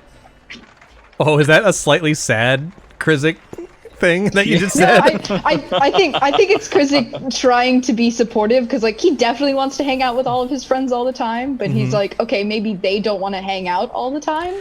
Right. I'll also say that I feel like this has turned into like letting the two friend like bro TP work it out. So I'm looking at Marv and I'm just like trying to converse about Tiamat, and I'm like, so I heard though that because you're like she wants to be your best self, and this is like, but I seem to remember at least from some old stories, and maybe I'm misremembering that she seems to be very high on murder and things. Like, is that not true, or like I'm trying to like go as you're telling me all these lovely. Who would have ever told you such an awful thing about them? I don't know, but I'm ensuring that he is engaged because I'm not entirely sure if the opera's over, so I'm making sure you are right here with me. I'm not entirely. Look, I've met her personally. She has said nothing but great things. Like, get out of here, you runt, and why are you in my house? Oh boy. Sorry, I'm cracking myself up. I'm trying to like get enough ammunition at some point to like turn to like Natal and Valtreya and be like, I think he's in a cult. Do you know he's in a cult? Like, oh no, he's absolutely in a cult. Definitely. Absolutely. He is a literal cult. Marv has no idea that exists. I know. Oh, he tried to start his own cult of Tiamat, but he doesn't quite understand what it is. 100% on his own. That's so Yeah. good. So with that, It's a cult of do one. you guys head towards the Great Drunkard, or have you decided to split the party? I think at this point we have this slight disconnect between Sneezewort, who sometimes I'm gonna, if this is out of character, tell me, but maybe has difficulty. What's the word? Connecting or worries too much about coming too close, whereas Krizik maybe has this group of friends that is getting along and doesn't get that very often and doesn't want it to fall apart. That's accurate for Krizik, yeah. I think Sneezewort being like such a very typical goblin in a lot of ways, the sense of community and like real friendship, not always easy to come by. Sure. I think it very much is going to be sort of a. I mean, he also works alone. Like the Sneezewort people capturing agency is basically just him. So good. He works by himself a lot. He hasn't really. I mean, aside from the band. Yep. Goblins aren't real, communicable creatures. So it's probably very difficult for him, and he's. I'm going to give you one more piece of ammunition to sort of move you in this direction. You haven't been to this tavern. Might be a good venue. All right, well, you see Sneezewort, like, he'll just sigh and kind of slump against a wall, and he just shakes his head. He's like, all right, fine. Let's... I'm sorry I made you all worry. I didn't mean to. It wasn't my intent. But I'm with you. I got you. Let's go. Totally fine. So Social interaction is hard sometimes. I link arms with Natal, kind of lean my head against her hip region, and I'm like, we're far too dressed up to end the night here. Let's go. And then head to the bar. Oh, All right. Absolutely. So Guys, this entire discussion. Like, do you not see my thigh muscles in this dress? And I just flex them, and I'm like, you need to take them off. I'm gonna feel like a constitution You check. look amazing. Wow. Krizik is like, okay, but watch what I can do, and he does like a twirl in the skirt, and it like fans out around him. He's like, Chris, It's you're great. so beautiful and graceful. Oh my goodness. So as this discussion goes down, as you're walking along Bazaar Street, you head up towards the Great Drunkard, and Sneezewort is giving his heartfelt apology as you're walking up the stone leg of this construct. Head towards the front door of the bar. As you open it, it's full. It's brimmed to capacity. Northam would not be happy to see this many people in a bar at one time. And you see many patrons from the opera are also drinking there. They raise their glass in toast to you, just being of their class. They're kind of elitist in that way. But as you head in there, you see, Sneezewort probably has like a scowl on his face seeing that. But you see other people in this tavern as well. It's two stories. There's a bar on either story. But as you are moving through it, trying to find a seat that'll accommodate your entire party, Sneezewort, you do see that same group of people sort of talking together. They don't look like they're up to. They're just drinking. They don't look like they're up to anything. Interestingly enough, though, as your eyes fall to that group, and the rest of you kind of move in that direction as well, you do see one familiar face in that group, and it's this person. You see, hey, it's your girl. Oh shit! You see Yagra, and she's drinking in that side of the tavern as well. It looks like just a large group. Yagra's with them? It looks like Yagra is in the same section as those people, but that whole just part of the tavern is drinking and nonsense, yelling at each other. Some of them are arm wrestling. But yeah, it looks like she is challenging people to an arm wrestle. It seems very much like the bottom half of the tavern is the fancy people that just went from the opera, and then the top half of the tavern is all the normal ruckus pub people. Oh, okay. He's never seen me to go dressed to up the top before, half. So I immediately turned to Valtreya and was like, "Oh, do you want to come with me? I want to go see Yagra." Yes, I will be your wing girl. What do the rest of you do as Natel and Valtreya head towards the half orc? What are the rest of you doing? Oh, Krizik definitely sees like the rowdier half of the bar and is like, "Oh, that's where the party is. That's where we gotta go." Yeah, I feel like Sneezewort would be a little bit more comfortable with that too. So I'm like kind of looking at the group like, do you want to find a table over here? Like, because I feel like Krizik is probably already gone. Like, and I'm just gesturing like, do you want to find a table where he's going? Is there a table right by where we're standing that has like bits of food on it? Let's say that as you're moving up there, Marv, there's a serving girl that says, "Oh, you can have this table as soon as I'm done clearing it off." Oh, that's okay. Sneezewort like, "What will help?" So shoving the crust of bread in his face. So Marv, what are you doing? Well, what's on the table, DM? Tell me what I can eat. So there is some half, probably backwashed ales on the table. There's definitely some bones of a half-eaten chicken, like the carcass of the full chicken. Oh, I'm eating that. Yeah, for sure. Oh no, chicken bones are so dangerous. Constitution check. No, I'm just kidding. So with that, you all gather around this table as you see Natel and Valtreya move towards Yagra. As soon as you approach... I don't sit down. I let the three of them start doing this, and I'm just sort of like... I wouldn't say observing because it's gross, but it's one of those things that, can I see the others across the room? Because I can just be like... You're just surveying, kind of? I'm just sort of surveying. It's also like, and it depends on how you want to play, how perceptive I am, but I feel like the way Natel just sort of like pranced off over there, that I'm trying to see if there's a crush going on. Oh, it's very obvious. It's like... obvious. But I'm like 16 looking at adults, so I'm like trying to like. So I'm like going. I think by adults, I don't want to assume we're 19. Oh, I thought you were way older than me for some reason, like in games. So you might not know it's like a romantic. Twice your age, but yeah, that's true. But not yeah. Okay, but still, I'm still like I don't quite feel fully in the group, although I've spent a lot of time babysitting tonight, so I feel like maybe I'm a little bit more ingrained in the group now. I'm 5. Yes. I'm this many. Wonderful for you. That's the same amount of heads Tiamat has. Like that is Oh my excellent. God. How did we not put that together? Right now, Marv. Yeah. It's a so special like they're age. like all on the table, and I'm like, look, I'm not getting my clothes that messy for this, letting them do it. And I'm like, it's fine, you be you. But I'm like watching, going, huh. So you see Natel and Valtreya approach Yagra. You can't tell whether it's a romantic attraction or they just find her interesting, being such a strong individual. But as you move towards them, you see that she is slamming someone's hand against the wood of the countertop with a loud crash as the crowd cheers, and she laughs. I sort of reflexively like rub my hand, like, ooh. Like, Natel, can you say that again? I said as soon as I see her do that, I have to like lean on Valtreya a little bit because my knees go weak.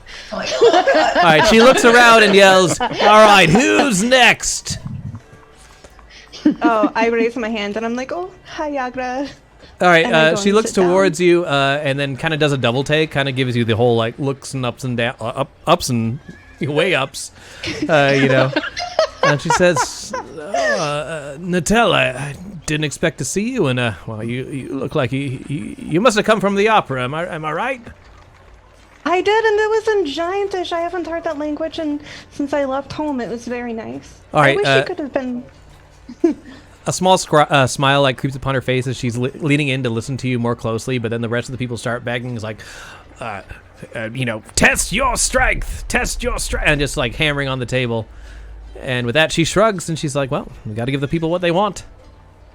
Oh, please, yes, absolutely. All right, so the way this is going to work, it's going to be a best out of 3 strength check between me and you. Just strength, nothing else. Okay. so can I see that Yagra did that whole look up and down thing with?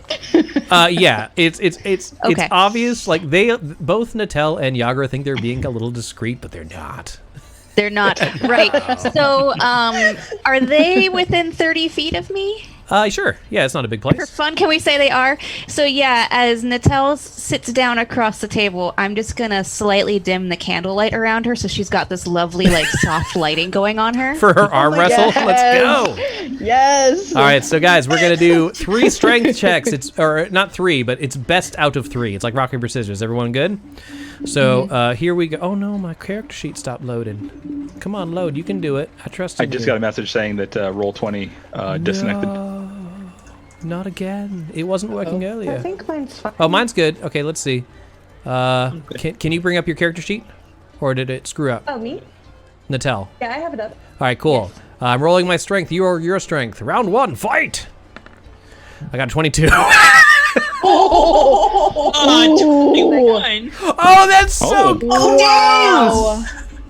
All right, with that, you guys are like just going neck and neck as you're, you know, just moving back and forth across the table. Neither of you can get purchase. At the end, this happens. So as you're about to, you know, put in your last dish effort to try and win the round, she gives you a little wink, and that distracts you enough just to get it to that point.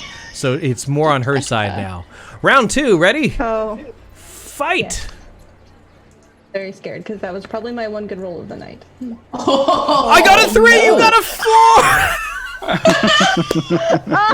All right, what do you do to kind of like bring the table or bring it back in your favor? What do you do that makes her falter this much? Oh, so what I do after she winks at me, I'm like, that was very dirty, but you're very cute, so it's okay. And so we're just like stuck in the middle. And I go and I just like kiss her pinky finger. Okay, so for the last, because I got a crit, I technically got a 1. For this last roll, I'll say you get to roll with advantage. Oh, yay. Okay, so this is the final battle. Here we go. I got a 8. No! Wow.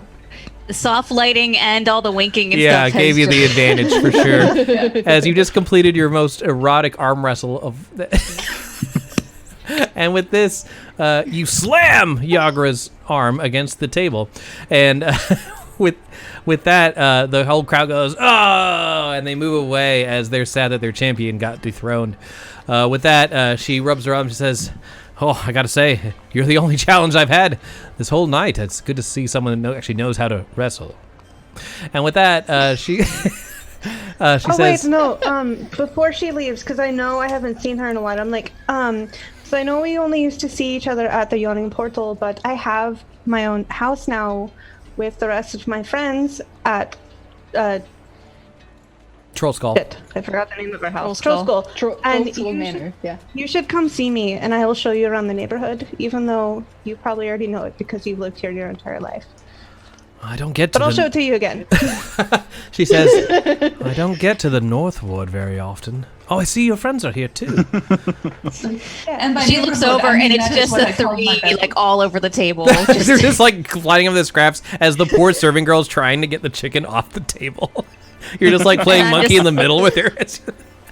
Doesn't want to put her fingers in the middle of like a goblin and like. I just sort of take her to the side and go, look, they will clean everything, I swear, just because they like it'll be clean because they've eaten it. Just don't even like don't hurt yourself. Like just no. Patel, the neighborhood, isn't that the sign that you hung on your door? Going to show her around the neighborhood, your bedroom. It is. Yes. That's so I good. would very much like to show you all of my plants. So with that, Yagra comes and joins you at the table, and she points to the bartender and says, "An ale." He nods and goes off to get it, and says, "Oh, you all again. The juicy napkins, is it?" 2 napkins, juicy. Oh, just two. That's two right. juicy That's napkins. right. Oh, when are you playing again? I can't wait to experience your interesting performance. As soon as you would like us to. Oh. She says, "Well, you know, interestingly enough, I may have some work for you.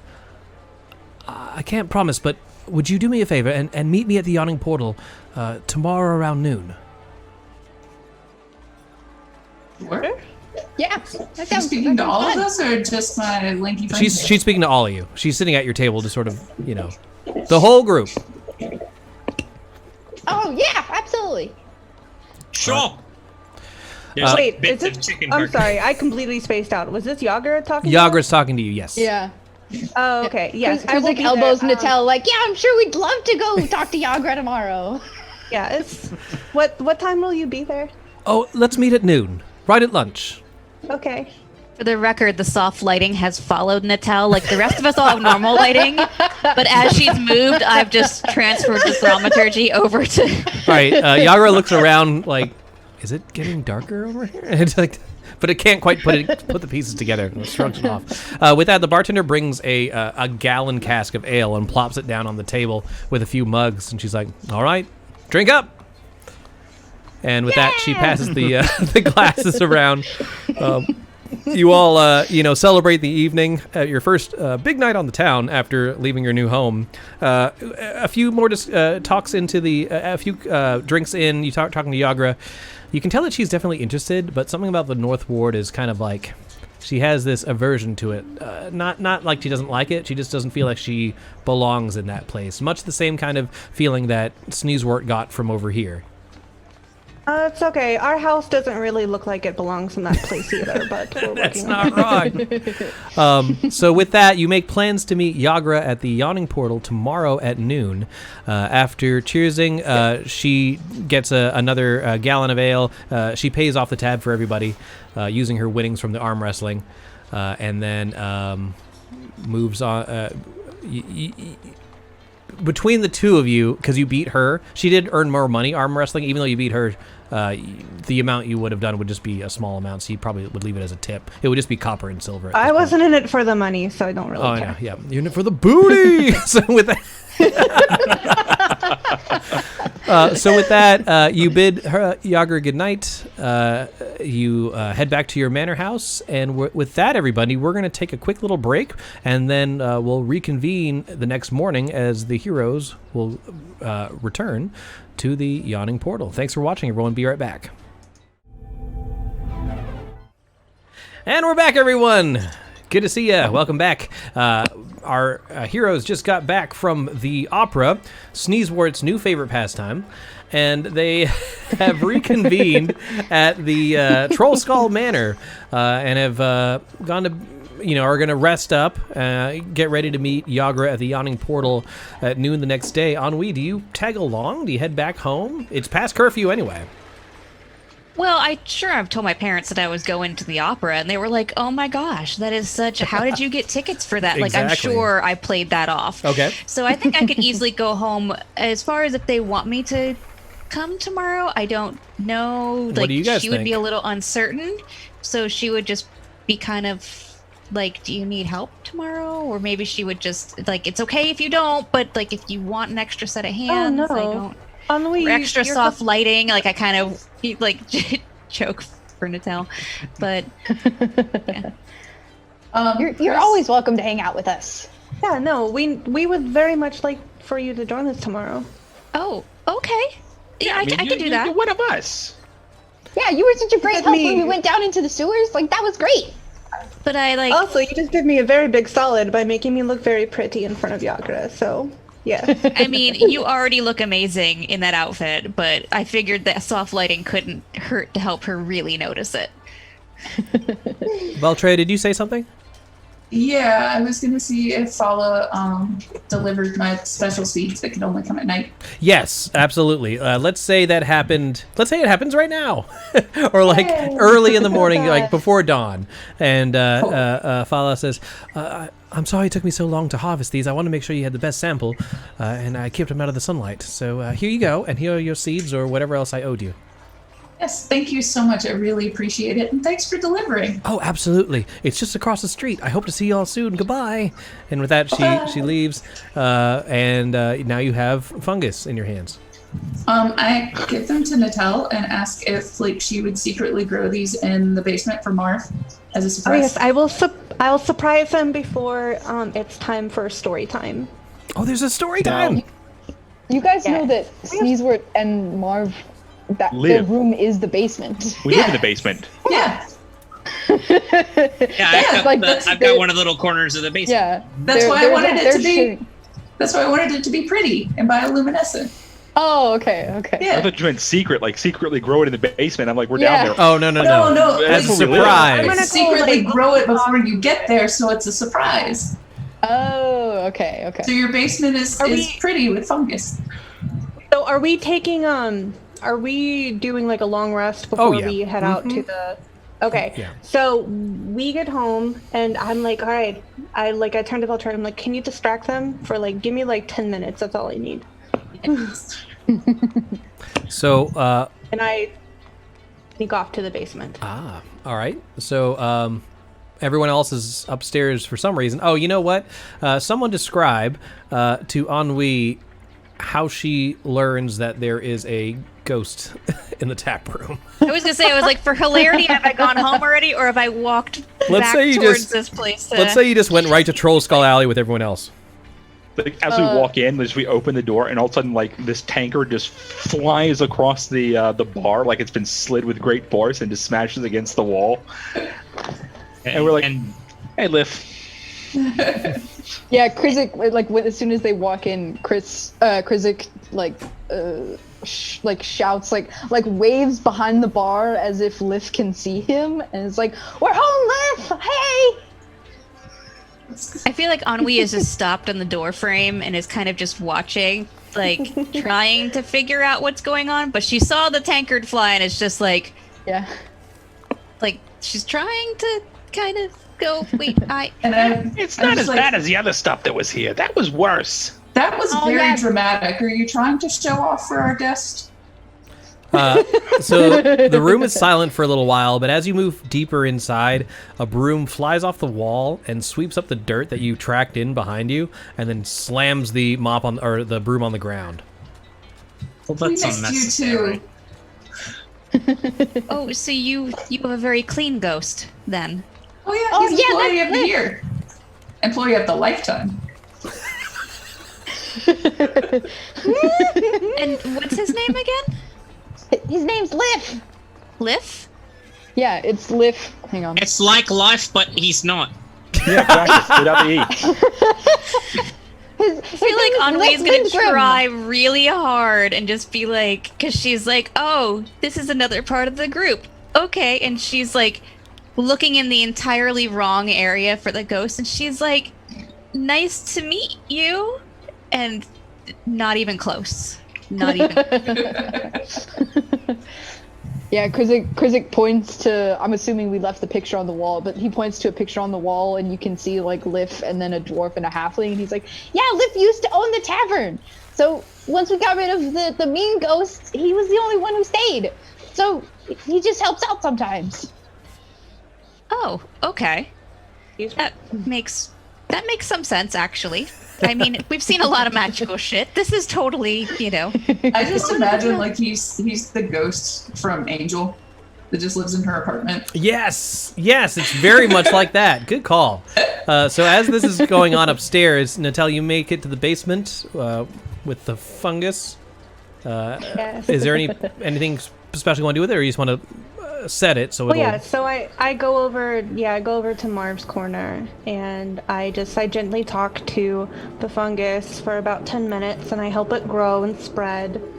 So it's not like a lot, but it's just like pretty little twinkly fairy lights on a Pinterest post. Oh, very nice. But it's fun. I love it. Well, you haven't seen it yet, so I you walk come back up upstairs. I will love it. I walk back upstairs and I kind of nod to Veltrea, like, bring him down for story time. Oh, it's time for story time. Let's all go to bed. We've got a big day tomorrow. Story time. I'm very excited to find out how this works out. So where do you all gather for story time? Are you going to the basement? Is there like a room? Yeah. Well, yeah, we have to tuck him into the basement. Have the rest of us been clued in on the surprise, or we know to No, follow down for? No. Do we all follow down for story time, or is this just like Yeah, story Natal time is like the and big Marv night. like bonding time? Okay. So No, everybody Marv goes lives in downstairs for story the time. Marv lives in the wine cellar. Am I correct? I do. Okay, good. Along with Sneezewort. Sneezewort has the ale cellar. Mm-hmm. I live on the other that's side of the right, the ale room. cellar. We have like a Okay, curtain gotcha. drawn across there or something. It's like or maybe like we're gonna get a little door eventually. Maybe. Got a nice little pile of rocks. Yeah. No, we pulled some sheets down. You've got like fancy rocks now. Oh. It's a sheet on top of rocks. Yeah.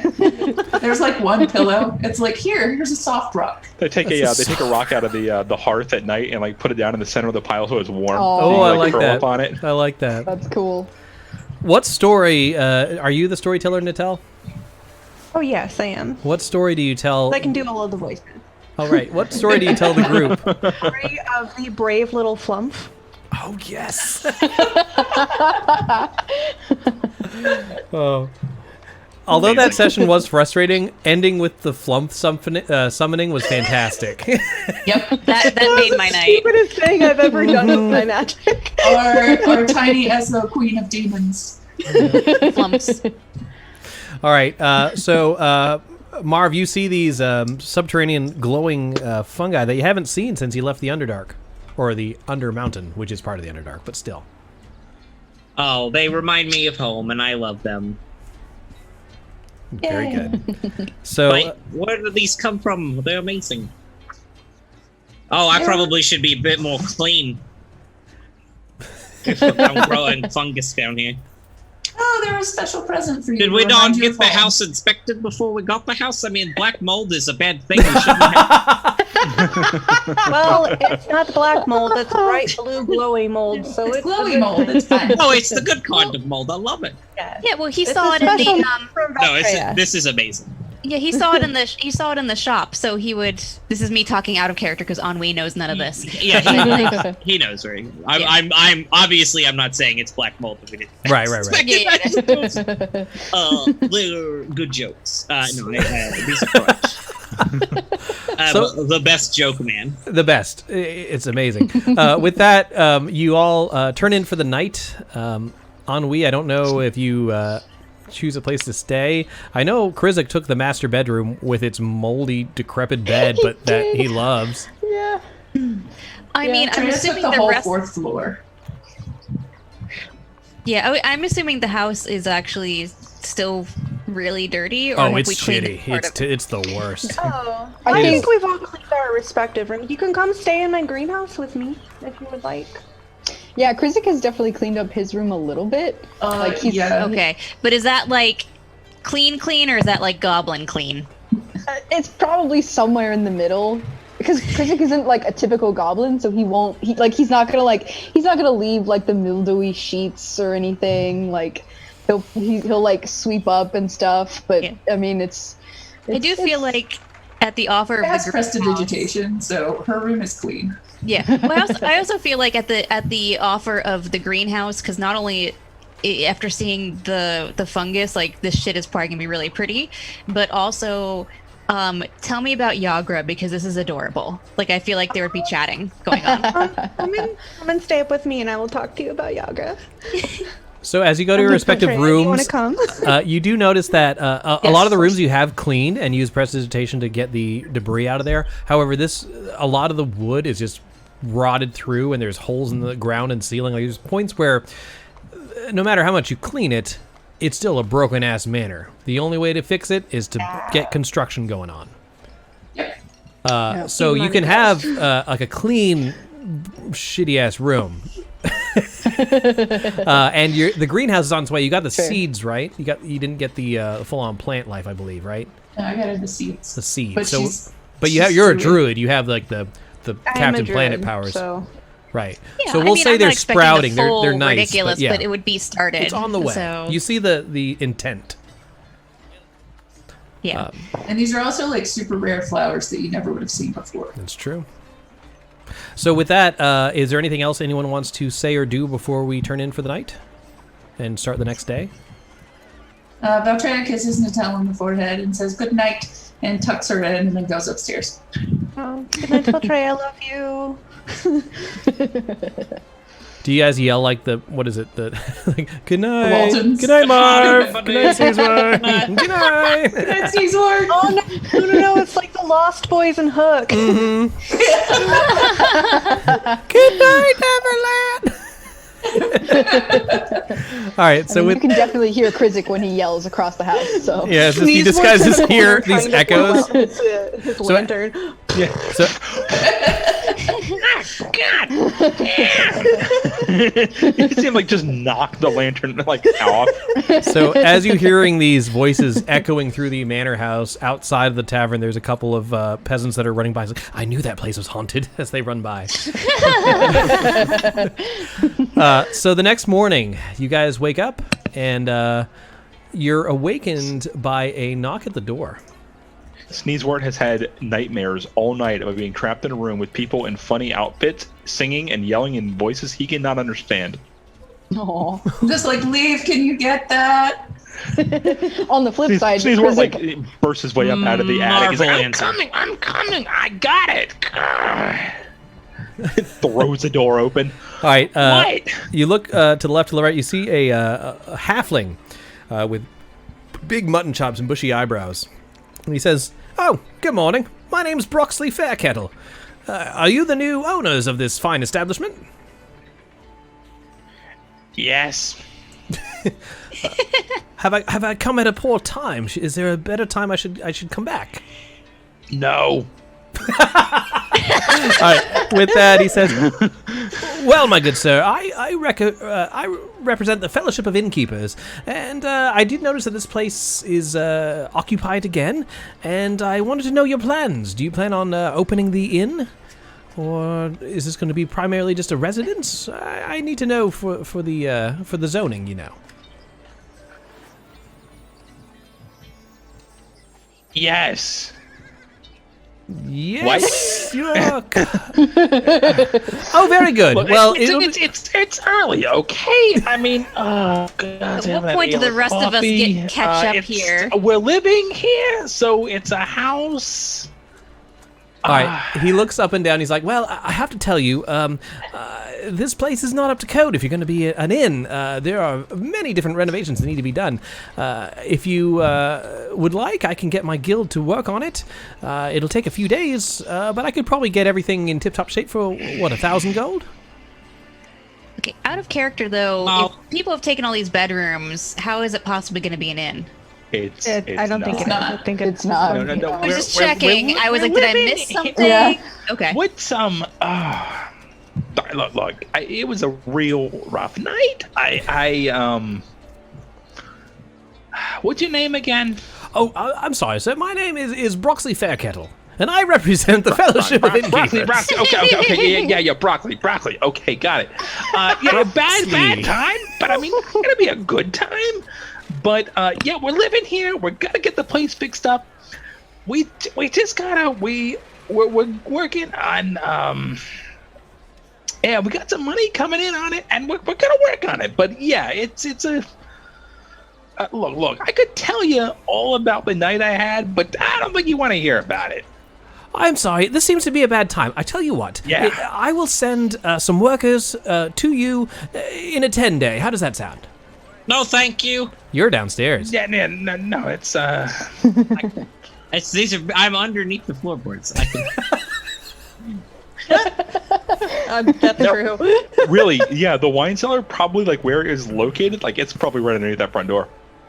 Okay, sure. Let's say you overhear There's this. probably a big enough crack down there, Marv could hear. But Marv, you don't understand what money is. No, I know, but I know that I only have 58 of these round things, and he wants 1,000 round things. Look, broccoli.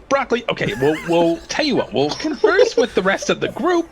We'll make a decision together. How's that? What's the word when everybody has a say in a thing? A democracy. Yeah, that's it. Thank you. Yeah. It's a democracy. So we'll talk about it. Sounds great. I'm glad we we'll get cleared back this with up. My workers will be here in a 10-day, and you can discuss with your party and then meet with them later. I bid you adieu, sir. I'll see you later. And with that, could he be waves. a white. He's like, see you later. I don't like what he called me. What did he call you? Sir.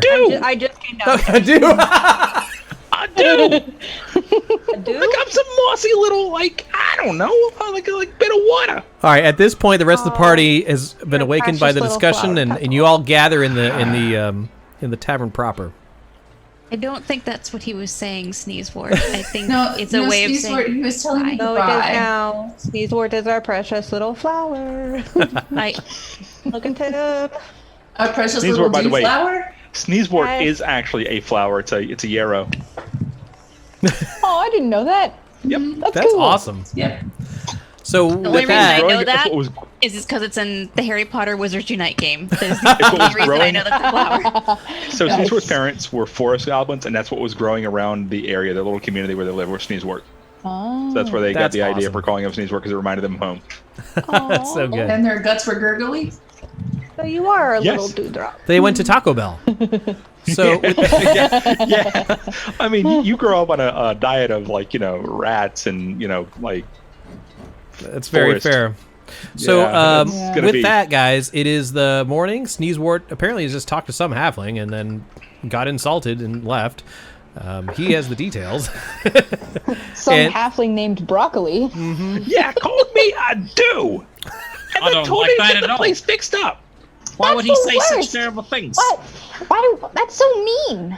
You don't My just house- walk That's not up to even a good somebody insult. Like, in the just some morning. water? Like, what? None of us correct them. I feel like ennui starts, and then either Nope. Val or Natel just kind of just goes, "Don't even try." Just shakes their head and I don't. This house is perfectly wonderful. Everything is the best. Just knocks on a person's door and insults them when they open the door and tells them their house is a mess. Why are they knocking on? Oh, like we don't know the house is a mess. Like, come on. Right. I cultivated As it. Krizik says that, his foot goes through a Yes. like I imagine Krizik thumps his coffee cup on the counter and it cracks. Is it possible that he was offering services to make the house less of a mess? Because that might be why someone would come to the. I'm looking as I try not to step through anything. Do you think maybe did the person have a reason? Because maybe He that's said why. 1,000 gold, and they'll send builders in a 10-day. And then he called me a do. Marv, you see a goblin foot through the ground or through your ceiling.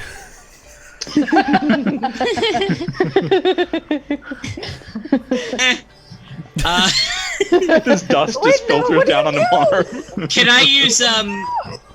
I use channel divinity to, instead of turn undead, can I use it to make the ghost clean the house more? You can't control him with turn undead. If you cast turn undead, he'll just be afraid of you. That being said, you can just talk to him. Well, oh no, it's okay. I just wanted to know if I could like convince him to fix the house up. Not with Like, turn if undead, you but even you have- can talk to him. I can. Does the ghost even have decent tools to clean up? Like, if I we mean, got we could that- send him to Lowe's. Ye old blows. It already has an E on the end. It's good. Lois. Ye old Lowe's.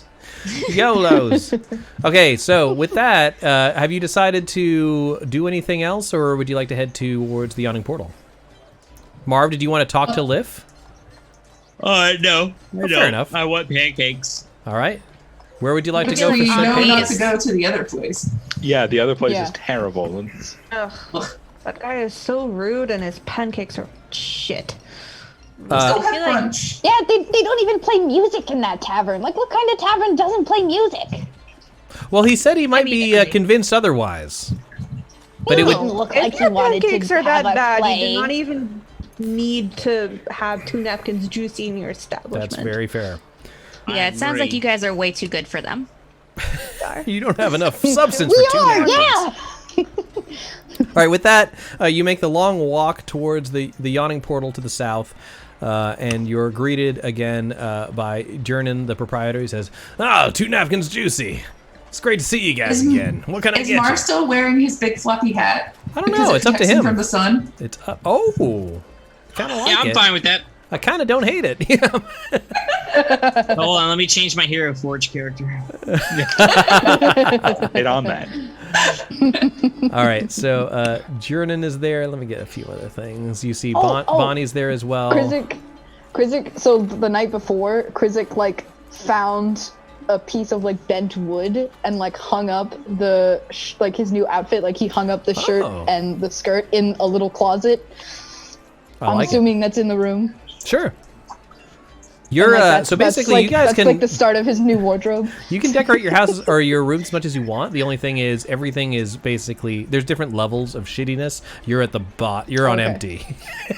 Gotcha. Until you pull a little bit of capital into Scraping the bottom of the shitty barrel. it. Okay. So just so you guys know, like here is what everything basically looks like right now. It's all like decrepit and not the best.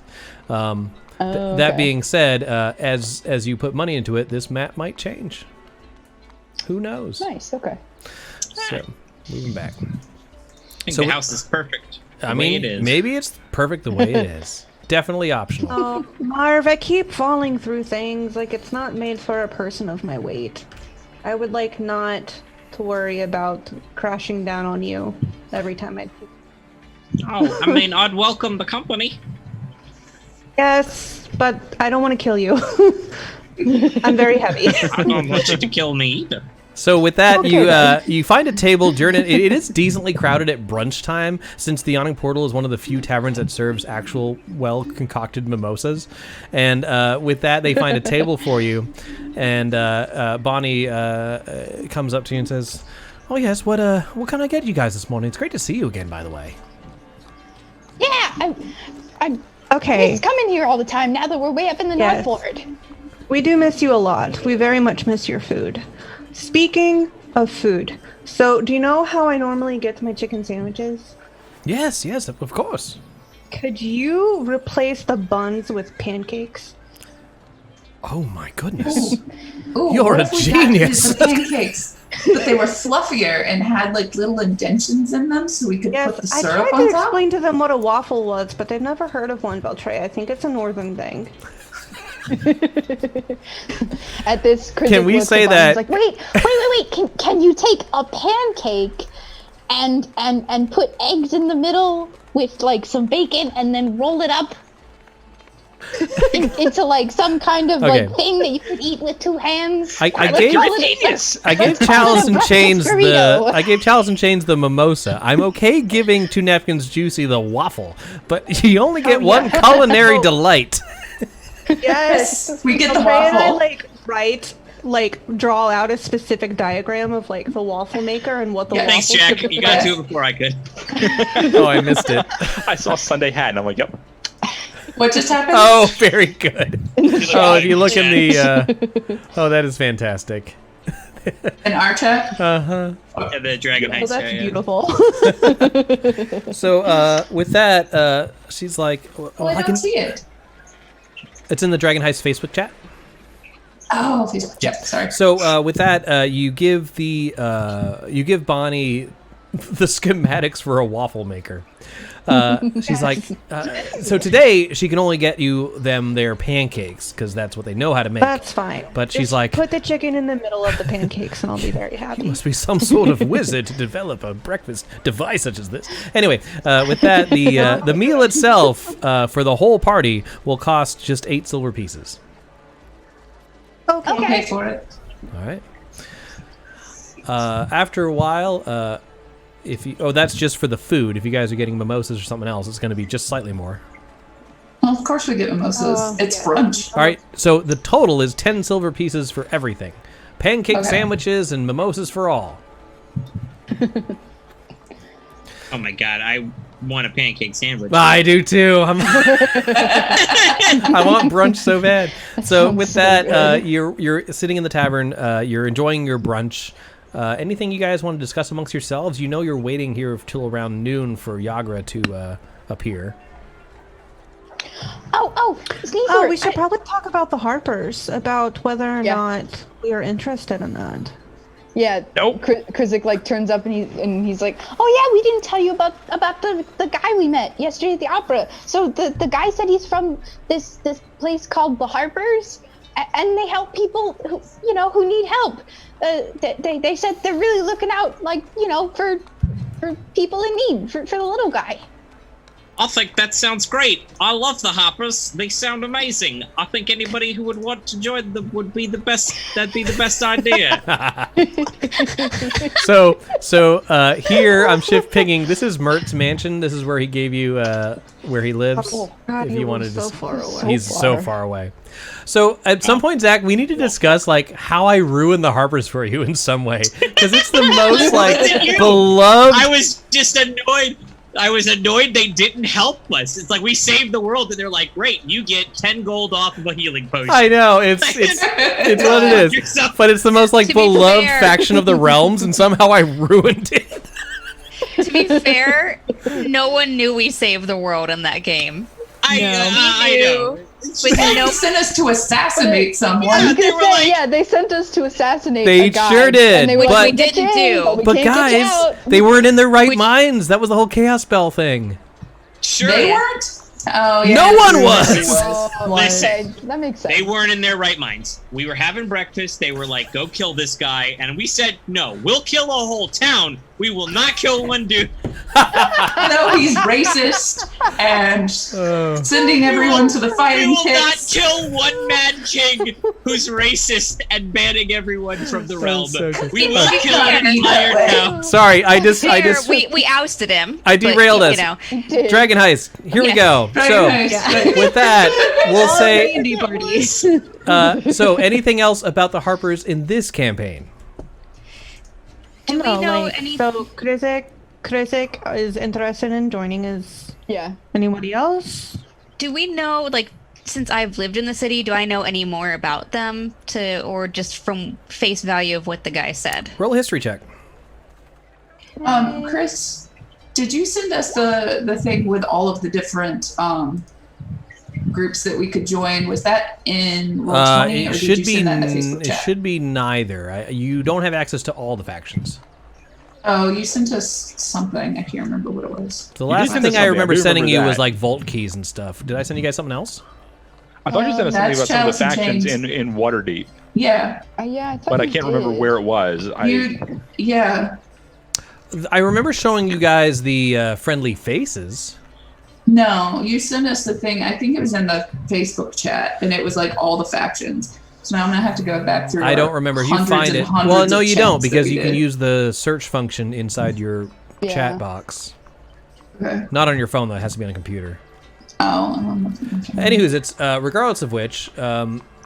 I know everything about the Harpers. The Harpers, you have heard, are a secretive organization, not unlike... They're a semi-secret, right? Like, everyone knows about the Black Network and the Xanathar and the Harpers, but no one knows the details. I'll say that you do know that they tend to be rather roguish. They do tend to employ bards and people of the arts and use that network of information gathering to do their work. You do know they tend to be an altruistic kind of bunch, so generally they are on the side of good.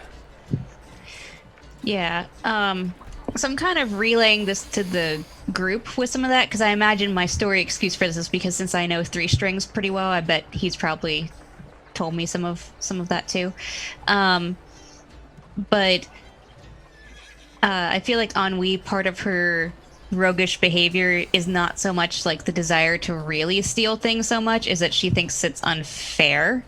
And even though she says she's really disinterested, she actually will like slip the kids on the street extra coins that she's stolen from somebody else because she's kind of Robin Hooding it a bit. So she would kind of lean towards some of that. So with your background with Three Strings, I will say that you do know that Three Strings and Bonnie kind of have like a thing going on. Like that's cool. They seem to be. He seems to be courting her. So I should be doing soft light on her too. Maybe he is not present right now. The only two people present are Jernan and Bonnie. Right.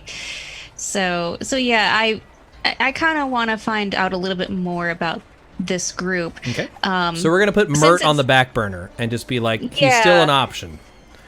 So at this point, because I've stayed over the night in the house and things like that, like Ennui, are we feeling that she's like ingrained in the group enough? Because she hasn't told you guys like her actual name. Let's just say you're well, they know you as Ennui. You don't have to reveal any more than that, but that's up to you. They have accepted you.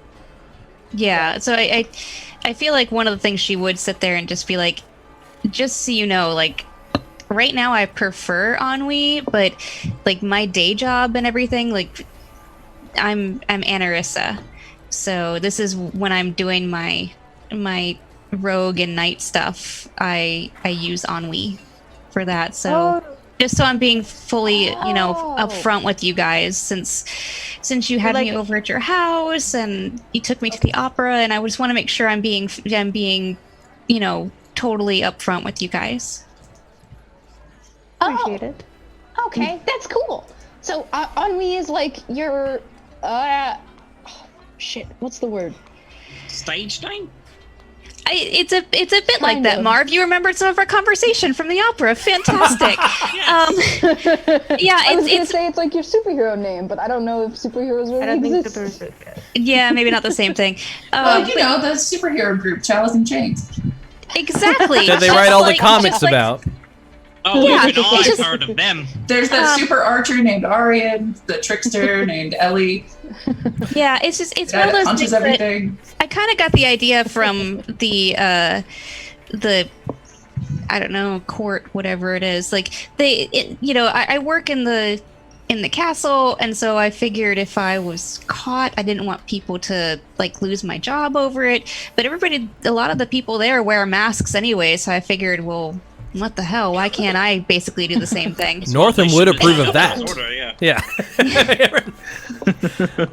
All right, bad jokes. Moving on. So with this, Ennui does open her a little bit of her backstory to you. You realize now you have made a friend in high places. She's not ingrained in the castle, but she does work there. But as you're contemplating this, the door opens and in walks Yagra. I get up and I go greet her. All right, as you stand up to move towards her, you do see another man behind her. And they walk in together, and he goes over and finds a table. She scans the room and then spots you, smiles, and then moves over to your table. As Natel walks over, I gently open a window so it just blows her hair gently. Like there's a nice. Like, the only spell I have is thaumaturgy, and I am just gonna maximize the bullshit I can do with it. I cast Wing Girl at 2nd level. So yeah, she approaches like, "Oh, I'm so glad you made it." Anything you guys want to say? Good morning, Yagra. That's a good Good morning. Glad we made it too. Oh, do we have our food yet? Oh yeah, you. This is like you've been here for about an hour. You've been munching down, and Okay, I hope so, you've no, paid your 10 silver no, pieces that's already. that's what Sandwich, and I give it to her. Natella's gonna do later. Yeah. Sorry. Wait, what? What? What? Yes, but I give her half of my pancake sandwich. Oh, And I okay. tell her, you have to try this. It's very, very delicious. She looks at it. She kind of sniffs it a bit, and then she takes a small bite, and then she's like, eyes go wide, and she just devours the whole thing. And she's like, "That is Right. the most delicious thing I've ever tasted." With that, you hear someone clearing their throat. You look over and you see it's the man that walked in with Yagra. And she's like, "Oh, right, yes. Please, I'd like to introduce you to someone." And she motions for you to move over to the other person over there. Like all of us? Uh-huh. Oh, okay. To move to his Krizik table? finishes his mimosa and like hops down off the stool. It's like, when you're done your breakfast, Okay. of course. We don't want to interrupt. But when you're ready, there's someone I want to introduce you to. Well, why didn't you guys just go over to our table? Yes, there's... We didn't want to intrude. But yes, I can go not? get him. Come on over. Yes. Yeah, we pull up some extra chairs, connect a Yeah. table, do all that stuff that restaurants hate it when you do, but you do it anyways. Yeah. Bon is just like frowning. Looking We'll put it back. We'll put it back. All right. With that, Devil says, "I'm sorry, server. I have to go to that zone, so I'm gonna have to move my bill over to." so with that, he moves over. There's only one server there right now. It's just Well, no. Bonnie. The only server of note that you know is Bonnie. But I did say it was pretty crowded, being brunch and everything. Oh, Regardless of that's which, true, yeah. this man does come towards you. You see he's definitely high elf in ethnicity. He does approach your table. If I can get him to work. Here he comes. This long, blonde-haired man with a lute. He comes, he's like, Oh no. greetings, everybody. It's great to see you. Yagra's told me all about you. You are 2 napkins juicy, yes? No, I hear yes, you we are are. all musicians. I play a little bit myself. And Yagra has told me that you saved the sweet girl from a bar brawl of some sort? Oh, yeah. yes. I mean, Yes. Yeah. They're trying to beat her up, and we did not like it.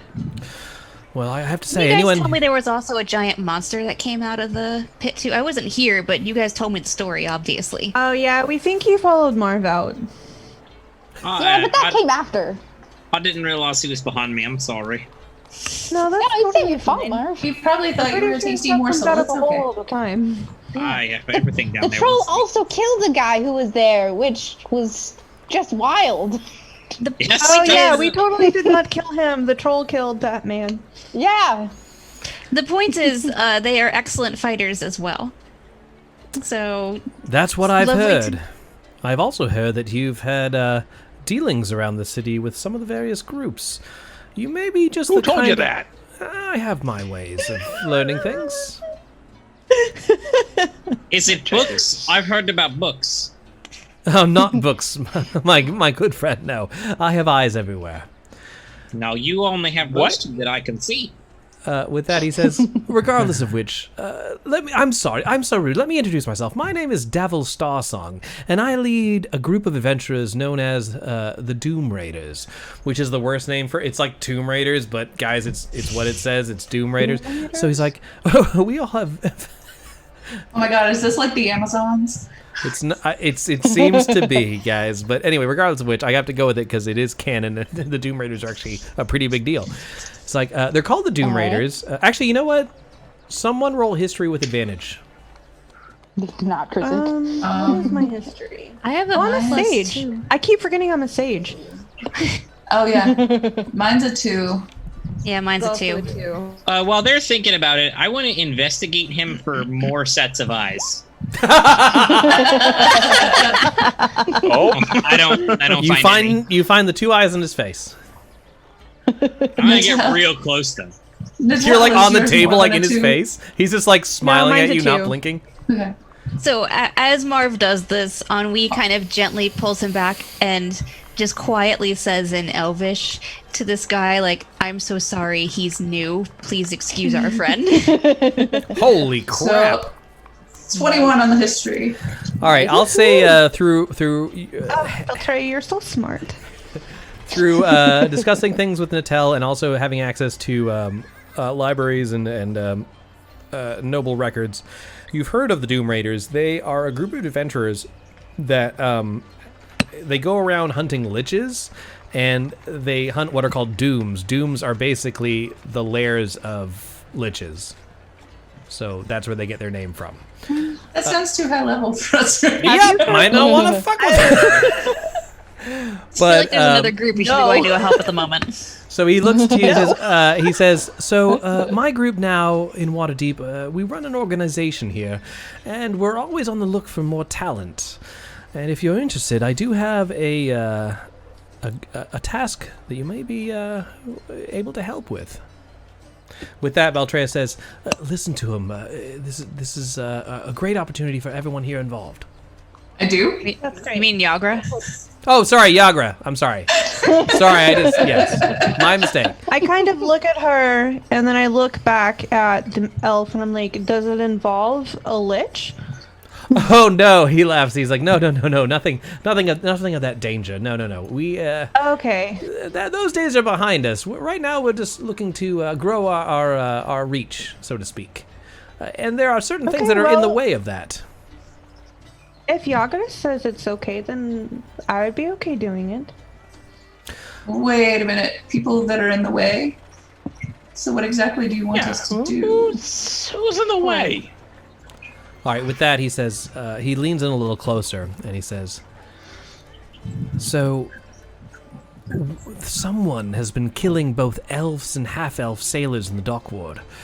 There's been 3 dead so far. Now, we do a lot of business in the dock ward. We can't have this going on.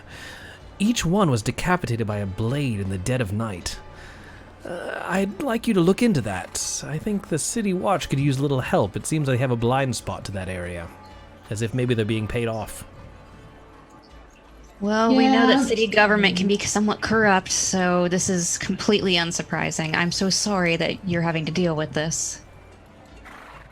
My family does, have dealings in the dock ward. Maybe I should. Oh, I wasn't talking about your family, Valtreya. I'm sure they're wonderful people. I just mean in general, the government doesn't seem to function that well here.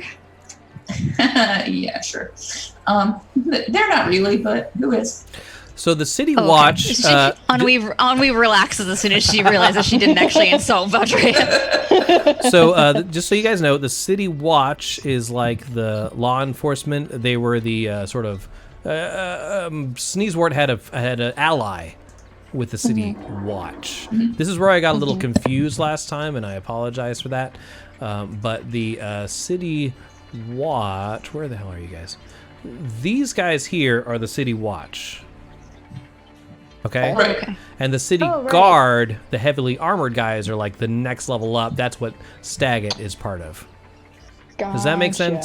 Okay. Yep. Yeah. The City Watch does do the sort of lower end districts of the town, whereas the City Guard is more for like the nobility and high end things, etc.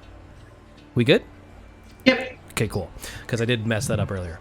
So with that, he says, if any of you are interested, and you can bring this murderer to justice, we'll allow you into our network. Otherwise, if you're not interested, we'll just pretend this conversation never happened. What network is this exactly? Hang on a second. What does your network actually do? Oh, well, we help the people in need. Seems to be going around. You're not really making a case for yourself. Well, if there's someone that needs money, we provide loans. If there's somebody in protection, we provide mercenaries. We're around wherever needed. When you say you provide loans, How much do you make them pay you back? Oh, well, this is business, my sweet. You have to know that you can't. Nothing's for free. I'm not your sweet. Don't call me that. I'm sorry. I meant no disrespect. Yagra says that you are trustworthy people. And people are being murdered in the Dark Ward. And I understand that, but I want to make sure that you aren't taking advantage of people. Oh, no. Just enough for us to get by. I mean, I'm going to pay you, obviously. And where do you think that money comes from? Okay. We just met you, so, we had to ask questions. Fair enough. So I will be candid with you, as you have been candid with me. If you succeed in this mission, I'll tell you more about my organization. And you're either in or you're not. But I don't want to divulge all my secrets without knowing your people I can trust. That's fair. Well, I'm interested if you guys are. Yeah, I don't think we can argue with the task as far as there are people being murdered. I think that's... Oh, no. There's nothing objectionable about that. We can reserve judgment on the group when we know a little bit more. Yeah. All right, 1 second. Where is it? So you said you were going to pay us for this? Exactly how much were you thinking about paying us for this? All right, well, let's get down to brass tacks, shall we? If you are able to bring the murderer to justice, I'll pay you each 50 gold. That's 50 gold a person. Okay. No, doesn't sound like enough. Well... We got paid more for the last job of finding one person. Technically, we didn't. We ended up with a house with a very angry ghost, and I keep falling Oh, look, I found an extra waffle. Yeah. No waffles? Not yet. More pancakes over there. Ennui was gonna start trying to haggle, and then this happened, and she's like, I don't know that this is actually gonna... Guys, I have not a lot of real-world experience, so... No, I know. She just kind of like... accent here with you. She just kind of pauses and looks at Valkyria like, well, there's not much we can do after that one. So Bonnie returns to the table, seeing that you're here with Yagra and Davil, and she says, Yagra, my sweets, what can I get you? She's like, I'll take 2 of whatever they're having, meaning the sandwiches. And with that, she lays a bottle of wine, of red wine in a glass next to Davil, and goes to get the sandwiches. He opens it, he pops the cork and begins to pour himself a glass, and he says, are we in agreement? Yeah, so. You want us I to think that's find something that we could help with. Sneezewort, you seem like you wanted to try and go for more money? Yeah, I mean, we got paid. We were told 100 gold last time. That was for finding one person, and we made quite a bit of coin off that. This is going to be a You didn't actually make coin off of that. We stole things. I shot a sandwich in This your is mouth, not dude. how haggling works! No. Hey guys, This is out of time out. character. No. It's all in character unless you say it specifically to begin with. So Jack, you have to roll, or Sneezewort, sorry, you have to roll persuasion by yourself. Okay. Because I was saying All right. Natel already blew that one, so... Yeah, I did. Sorry, guys. Alrighty, let's see what we got. Can I give him, like, as I'm trying to shut them up, can I let him roll at advantage? Nope. I already said it. I already told Here him we I felt go. like I fall through the floors. This is not an advantage. Oh, no, I don't know why that's... All right, either way, your high roll is a 14, which is not enough. With that, he looks at you and says, Damn. "Oh, I'm sorry if that's not particularly fair. That's the money we have from the methods I've mentioned earlier. If you're not up to it, no harm. I'll just find another group. We're in Waterdeep. There's always another group." It sounds fine to me.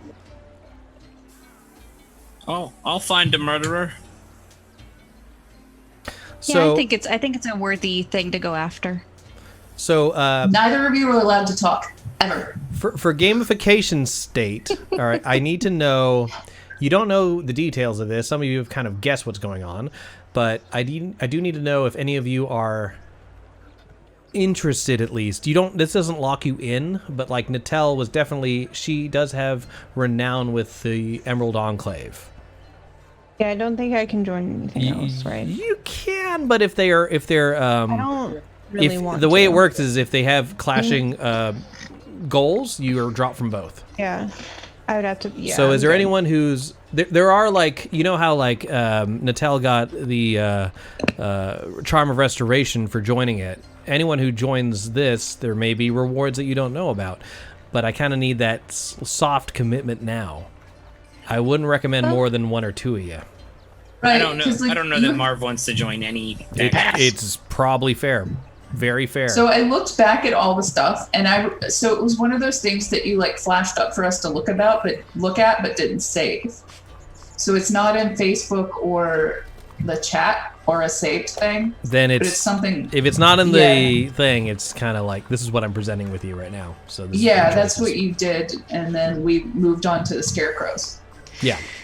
You did have, there was also there's certain things that I did show you, but if you don't grasp onto them, they kind of fizzle away. One of them was... a giant thing of text. Sorry. One of them was the voice that you heard echoing in your mind from the Black Staff, but no one seemed to want to jump onto that. No, that wasn't really something Krizik wanted to do. No. Krizik is probably interested in, at the very least, like taking this job to see what information he can find out about this organization, and also finding out more about the Harpers, because they also kind of. So you can do this mission without technically saying I'm joining this. Does that make sense? I'm not going to reward anyone the extra stuff unless I know they're part of this thing. Well, he already said if we completed the mission, he would give us more information. So you'll get the full spiel from him. Yeah. I mean, because I think. I just want to know what your intention. Interested in a bit. But okay. Yeah, but the Harpers at least have a bit more of a reputation to them. Okay. So how would we know about the different factions and where we want to align ourselves? As I'm presenting them to you now. So there's no information that we have about the factions that we would not ahead of time, like, without history checks and stuff. You're being introduced to them now. Most of them, like, you might have heard whispers of said things, like you might have heard of the Grey Guard, but you don't know about them until you're public record. Yeah, it's not like they're all semi-secret organizations. They only reveal themselves to people that they deem worthy. So at this point, you know what you know, and any information I give you on rolls is based on how well you roll on history, etc. So right now, you know what Ennui mentioned about the Harpers. That is still an option. Right now, you realize that someone's being murdered, or people are being murdered in the dock ward, and regardless of how shady this Davil person might be, he does seem to want to stop murders. That's not a bad thing. But I want you to think about this, because as I move forward, we'll have to see where your alignments are. Does that make sense? Yeah. I don't think Ennui would commit right away. You don't need to. I just need to kind of know what you're... I'm trying to getting a gauge of what you're thinking of this guy. Yeah, Ennui would be interested if they're really helping people. I mean, obviously the murders, like, that's a big thing, but she would really want to make sure that she... that she knows. Like I said, she knows a bit more about the Harpers. They have a bit more renown. Even though she doesn't know all the ins and outs, they've got enough renown that she knows they're helping people and not... Like, this guy says it, but she doesn't know if they're really doing it. So, Can I Valtteri? do an insight check? I know this is like... Yeah, sure, absolutely he was talking about, like... Yeah, I mean, like, how they get their money and... Yeah, let's roll an insight check. Okay. Not at advantage. Oh, I don't know why that was clicked. Sorry, hold on.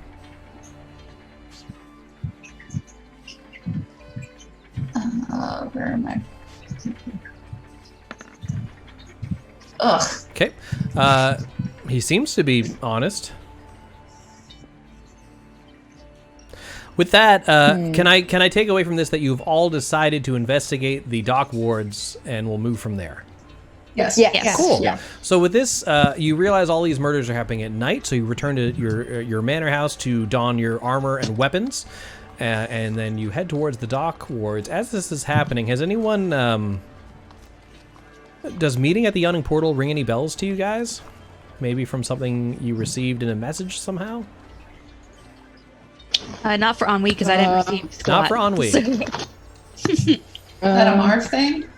It's actually an everyone thing. Somebody wanted to meet you at the Yawning Portal at one point. Yagra did. Before that, last session. Oh. Let's see. No. Well, wasn't it Volo?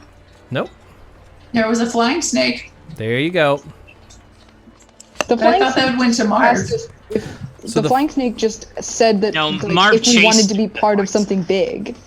If you want to be part of something big, meet at the Yawning Portal at this time. What time was it? It was the previous day, but but this is the same meeting place, and it's someone looking for work. It seems coincidental. Oh, okay. But would any of us know that? Because Not Marv for sure. just- You have no. I mean, Marv did like catch the snake and like kind of relay the information as far as I understood it. Yeah. But And maybe you you didn't did put tell two and us two together. that- It's just hypothetical. There's no way you would know if it's for sure. Yeah. Well, and then you did tell us that when we were at the bar after the opera, Mm-hmm. there were people with the winged snake tattoos. Not Very like true. right with Yagra, but they were definitely in that area. They were friendly. Like they Yeah. were not necessarily. They weren't walking together, but they were getting along. Weren't the winged snake guys the ones that we had seen previous? Yes, they're the ones who are fighting with the Black Network, I think. The Winged Snakes, I think they are the Black Network. That's what I thought too. There's the Black Network, and then there's the other group that uses like the little like the sigil with the circle with the 10 spokes coming out of it. That seems like another group. And Alistair said that he saw flying snake people with my parents. So just to put two and two together, the spoke with the wheels, that's the symbol of the Xanathar Guild. You learned that Okay. from Floon. Okay. Okay. So the winged snake is the Black Network. The Gotcha. the Okay. circle with the lines or the spokes is the Xanathar's Guild. Gotcha. We all Okay. good? Yes. Yeah. All right. Anything else you want to discuss before we move on? Nope. I have to discuss taking my dog outside, but I'll be right back. All right, cool. Go ahead and do that while I set the scene, okay? So it is later in the night, and you've been kind of creeping around the dock ward, heading to the different taverns, looking for people that may be targets for this murderer that you're hunting. And you found one in this guy over here, this half-elf who's been sort of bar hopping, going area to area. He's over here, by the way.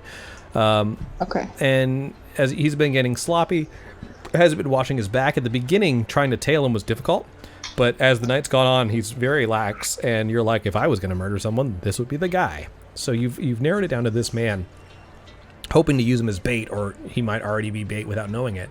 And we're going to start this encounter. This building that he's standing next to is the tavern he's about to leave. Does that make sense? Okay. And Okay. your characters are going to be beginning at the opposite end where this kind of like dirt pile is. These So are we need to drag our characters over? Yes, please. And these are all like market stalls over here, but they're of course closed because it's like the middle of the night. Right. Okay.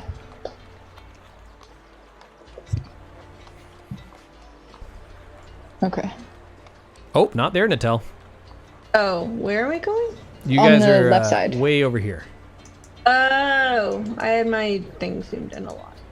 Mm-hmm. Okay. And then I'll get Valtreya.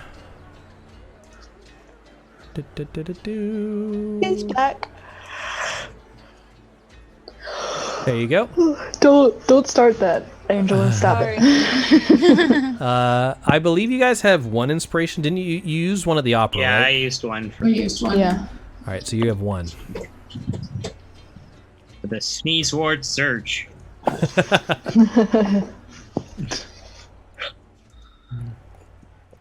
All right, Valtreya, you're all back. We're all good. So just to just reconvey what I just said, this guy here is a half-elf, even though he has not pointed ears. I just used the same token. He is a half-elf that has been bar hopping. He's a little drunk. He's leaving this tavern right here.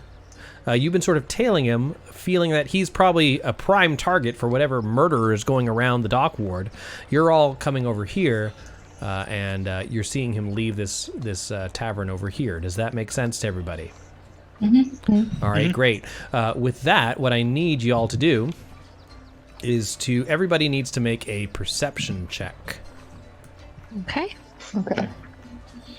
Do I have advantage on this since we are in an urban terrain? I'll give it to you. For moving. I'll give it to you. This is like this is your bread and butter right here. This is like searching and like hunting. So yeah, that makes sense. All right.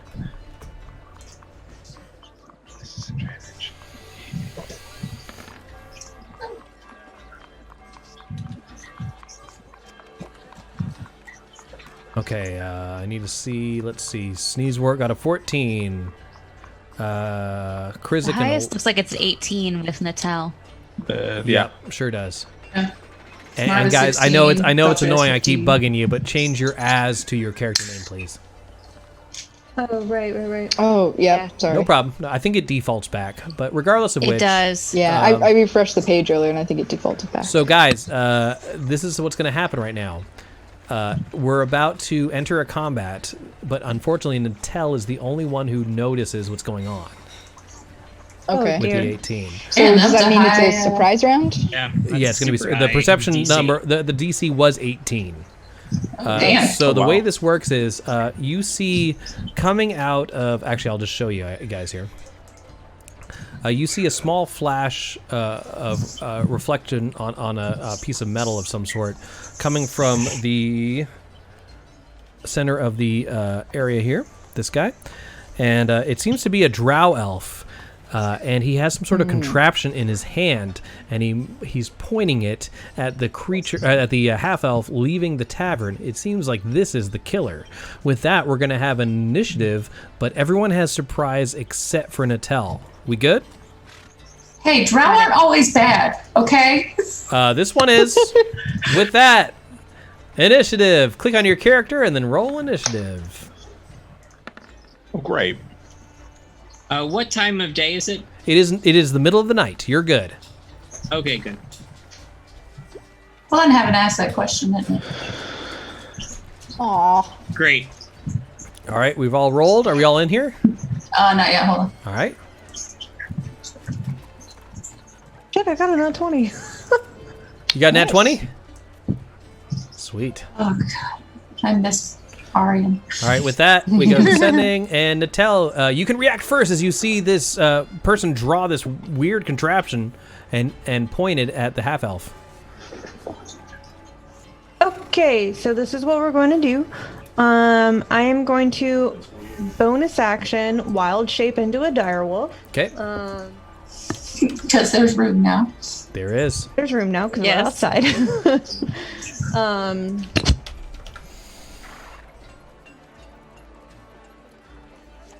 I'm just gonna give you. I'm sorry, Angela. I only have an undead werewolf or wolf from an old adventure right now, so that's you.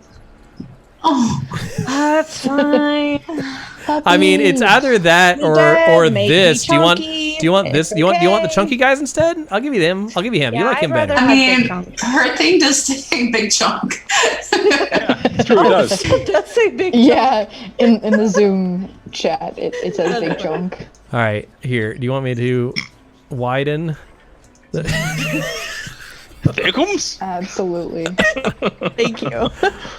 Just ping where you want me to move them. You also have control. I'm gonna just sort of hide your person for now, so I don't get confused. Yeah, that's fine. All right, so my speed is 50 as a direwolf. Okay. Everything is rough terrain except for a place that doesn't have a building. Does that make sense? So if you move this way, you're okay. Like if you go this way, you're fine. But if you go like over the building, that's rough terrain.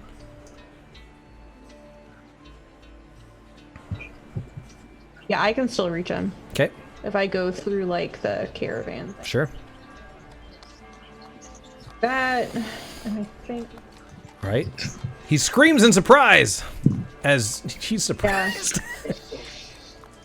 My wolf is like blue and pink. All right. That's so Nice. awesome. Big fan. All right. So we're going to do that. We're going to do a bite attack. Okay.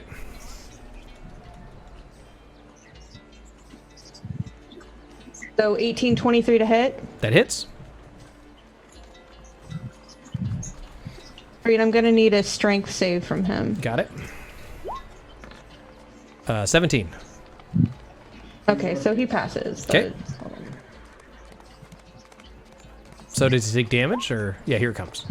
Yeah, it takes 13 points Got of it. damage. Boom! As you take a bite out of his flesh. Are you done? Yep. All right, cool. With that, we move on to the half elf, who has no idea what the fuck's going on. He's just gonna drunkenly walk. That's enough for me. Now it's his turn. Seeing that he is being attacked by a frickin' wolf, he's gonna attack. He points his contraption towards you and pulls the trigger. You making a range attack against me? But he's a gunslinger. He doesn't have disadvantage on, or he doesn't get disadvantage on close-up attacks. That's going to be 18 points of damage. What the fuck? 10 plus 8. 10 piercing plus 8 poison damage from his poison pistol. Whoa. Get up off my friend. Gunslinger! Damn. That is the end of his turn. We move on to literally everyone else who is surprised. So now we start again with Natal. I am going to bite him again. All right. I'm going to put you in the corner over here. Okay. That's a 16 to hit. 16 does not hit. As he is now aware of your presence, he dodges out of the way. He's very nimble. Okay. So he moves. He dodges. You don't hit him. Okay. Here's the gunslinger thing. That's why he was able to attack without disadvantage. Okay. Oh, gotcha. Damn, can Aryan get that? Nope. But it is basically what you do with one more bonus thing. That's it. That's all I'm doing. All right. With that, we move on to the half elf. Oh, what's going over here? I hear like yelling and shit. When they close to danger. Drow is gonna.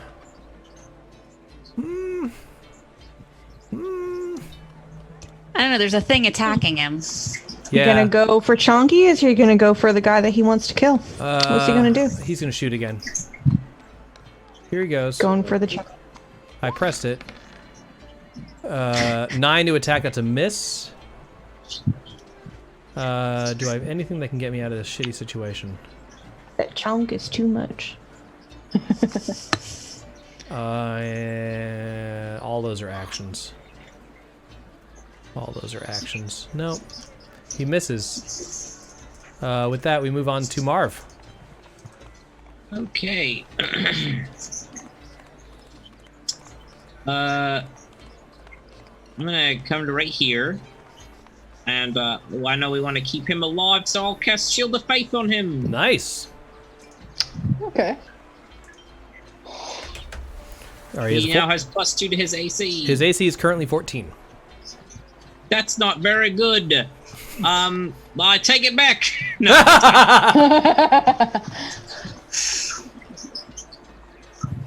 Anything else? No, that's the movement. On we. Okay. Well, I guess, hold on. As an action, I can move again. Okay. Because that's a bonus action. Taking the dash. That works.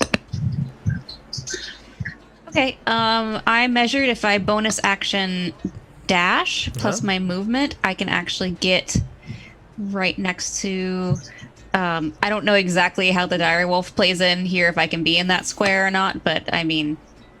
I think I take up 4 squares. You do. You can't be in that. Yeah. Yeah. It takes up this 4 squares. I can't grab my person anymore. So if you move me over one square, that's fine. I got you. You have been brought into my gravity. You're in the chunk. I did measure. I can get to here because I wasn't sure about that. So I am going to use my short sword, and I am going to. That Angela is rough terrain. Did you measure that? Yes. All right. Cool. We're good. That sounded very insulting. I didn't mean it that way. I'm just telling you. Yes, oh my god, if I had Jack. a tender, that would be my tagline. Rough terrain. I didn't measure that. Hear the delightful pun from Jack. I did God. not. No. I can't. I don't have Facebook up. But regardless of which, attack. Attack. So I'm using my short sword, and I presume this is sneak attack because You are adjacent to a big chunk. Yep. Yes. So I'm thinking if I click this on the sheet, it's gonna work. So we'll see. That's gonna miss. Ooh. It hasn't even loaded for me. Good try, but unfortunately no. Okay. Rough try. Yeah, that gets you one. That gets you one. That's such a dad joke. It was.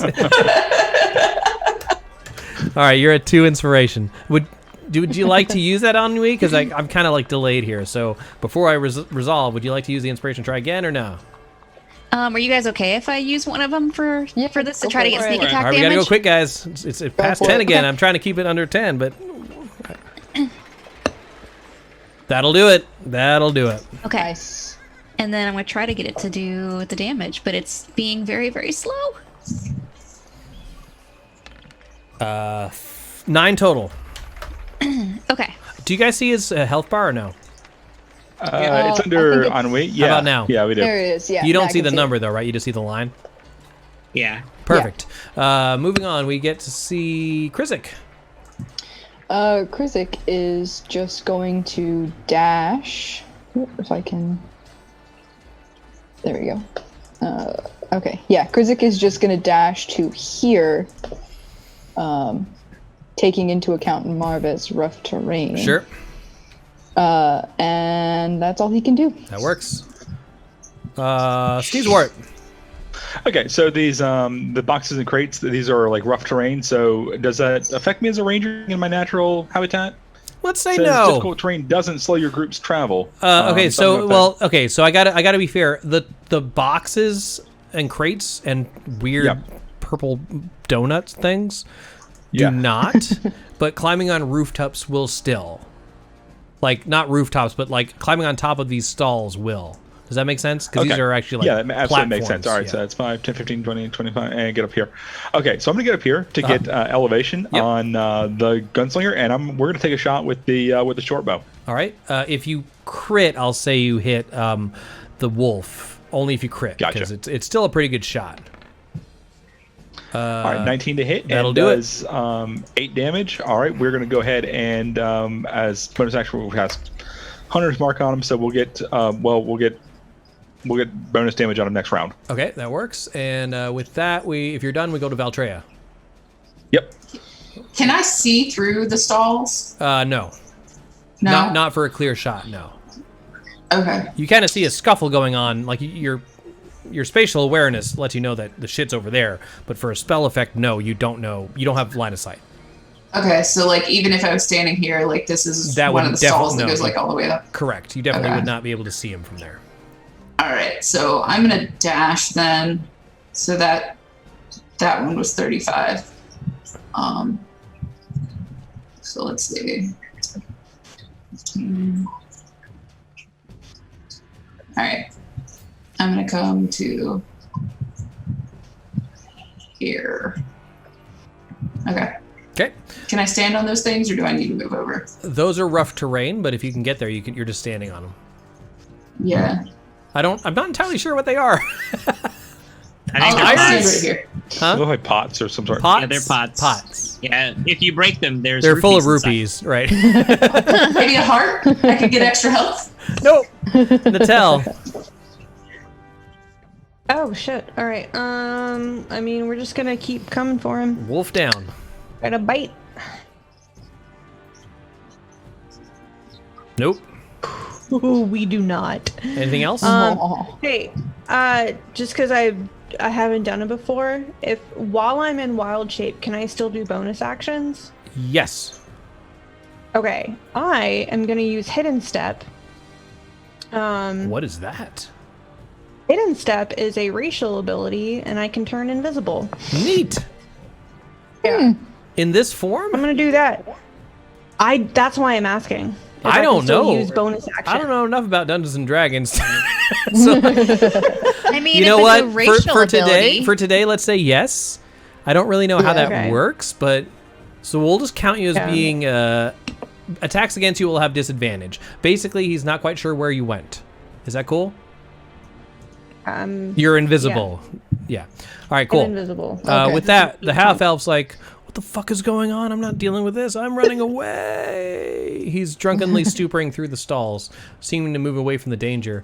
The drow, realizing he's surrounded and being perplexed by this wolf that has appeared in front of him, slashed him to bits, and then vanished, he's casting Levitate. Okay. Let me see. Oops. That's a lot of words. 20 feet. There's so many words. Yeah, it's super neat the way that he's just going to float in the air. Wouldn't that be attack of opportunity? That's what I'm looking. I'm literally looking range? up. Does Levitate provoke? Well, he could be using it on one of us. Of opportunity. He's doing it on himself. He's doing it on himself. Okay, no, it does not. The reason being is opportunity attacks are triggered when the person moves, uses their movement. If they're moved by something else, such as being thrown or levitated by magic, it does not promote the opportunity attacks. Okay. Okay. That's cool. I mean, he good can to literally know. just float up into the air, but all right. They're going to move only by pushing or pulling against a fixed object. Luckily, there is a stall right next to him. He's going to use that to pull 20 feet. 5, 10, 15, 20. He is over here, and he is technically 20 feet in the air. Sound good? Okay. Marv. All right. Well, I don't like this very much. I'm gonna come over here and cast Guiding Bolt on him. That works. I have to do it from the other one. It doesn't. When I do it from my attacks, it doesn't take away my spell slot. No, you have to do that No. manually. Yeah, that's fine. All right, God damn, 23 to hit does hit for 9 radiant damage. Nice. Boom. And every attacks against him have advantage. The next attack against The him. next attack, yeah, he is marked for badness. Good job. With that, we move on to Ennui. Okay, Ennui is going to move up over here, considering that the invisible wolf is apparently rough terrain. And I am going to use my short bow. Okay. And so that has advantage, right? So It let me sure toggle does. that. Sure does. Okay, so we're going to click that. That'll hit for. You got to roll the short bow. Yeah. Click it on the used name to of do- short bow and it'll do it. I am. It's just I'm hovering over it, and it takes forever for it to like change color for me to click it. Oh, gotcha. So 8 damage. it's being very slow. Boom. All right. As you're riddling him with arrows, he's trying to escape. With that, we move on to Krizik. Krizik, he's in the air. Yeah, so if Krizik jumps on top of this stall and then moves here, can he reach him with the longsword or no? Roll Would an it- athletics check. Okay.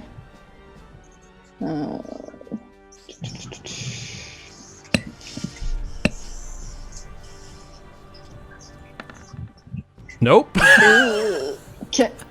We only have one inspiration. No, you want to use it because you're gonna fall if you don't. That's fair. I mean, so basically, I'm asking because if I can hit him with the longsword, then I'll go ahead and rage. It's but depending if on not, your athletics. I can't tell you but so much. Right That's now, I fair. will tell you that Yeah. it's looking shaky. I would say go ahead and use it because I Yeah. mean, considering we're getting close to the end of the evening, I figure we're gonna. We're be, 12 this minutes is beyond the the like- casting. Use it. Use it. They Roll don't it, carry yes. over. They don't carry over. Boom. Roll again. I did. That's an 8. All right. With that, you don't fall. You don't take the falling damage. However, if you decide to attack from there, I'm going to invoke a disadvantage. So it's Do up to it. you. You can attack Okay, from there with yeah. disadvantage. If you miss, nothing happens. You just don't hit him.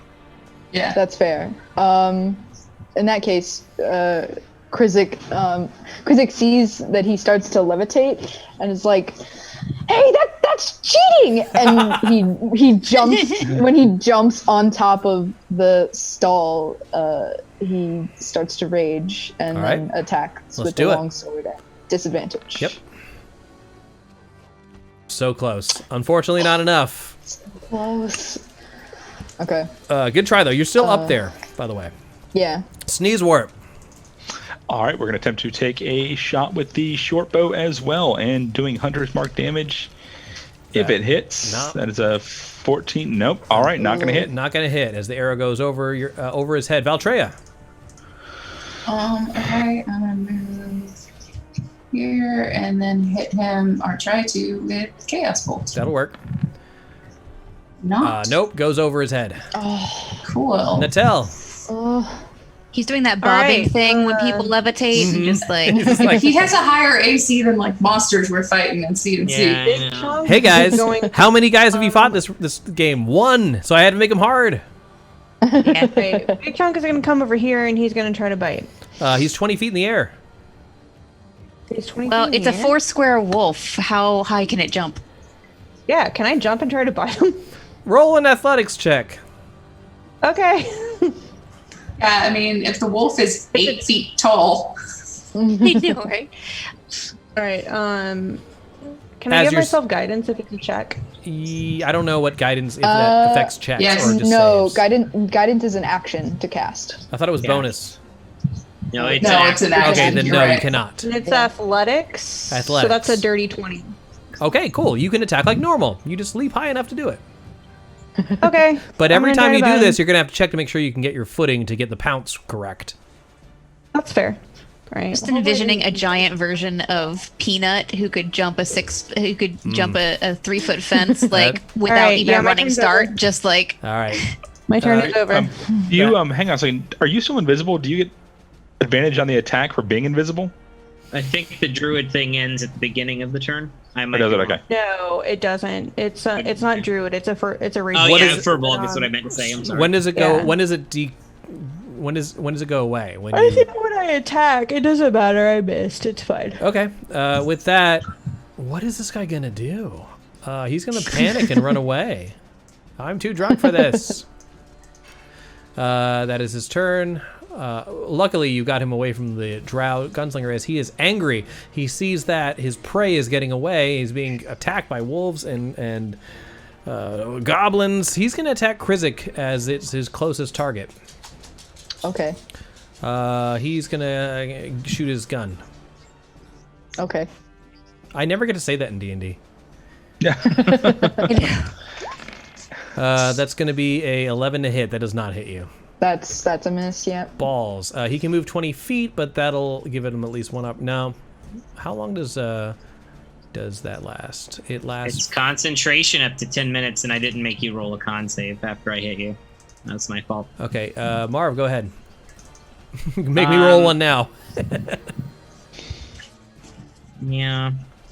ooh, if you lose concentration, do you take fall damage? He does. Nah, he Yep. would. Yep. Would. It's going to be 2d6 damage if he falls.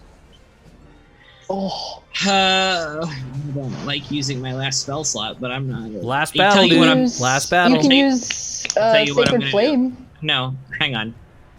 I am gonna come up to him and go.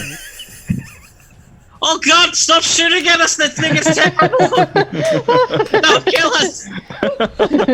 Now everyone has advantage on him. Oh, It blasts like thunder. Marv, you're flash of tiny light. and wonderful, and I love you.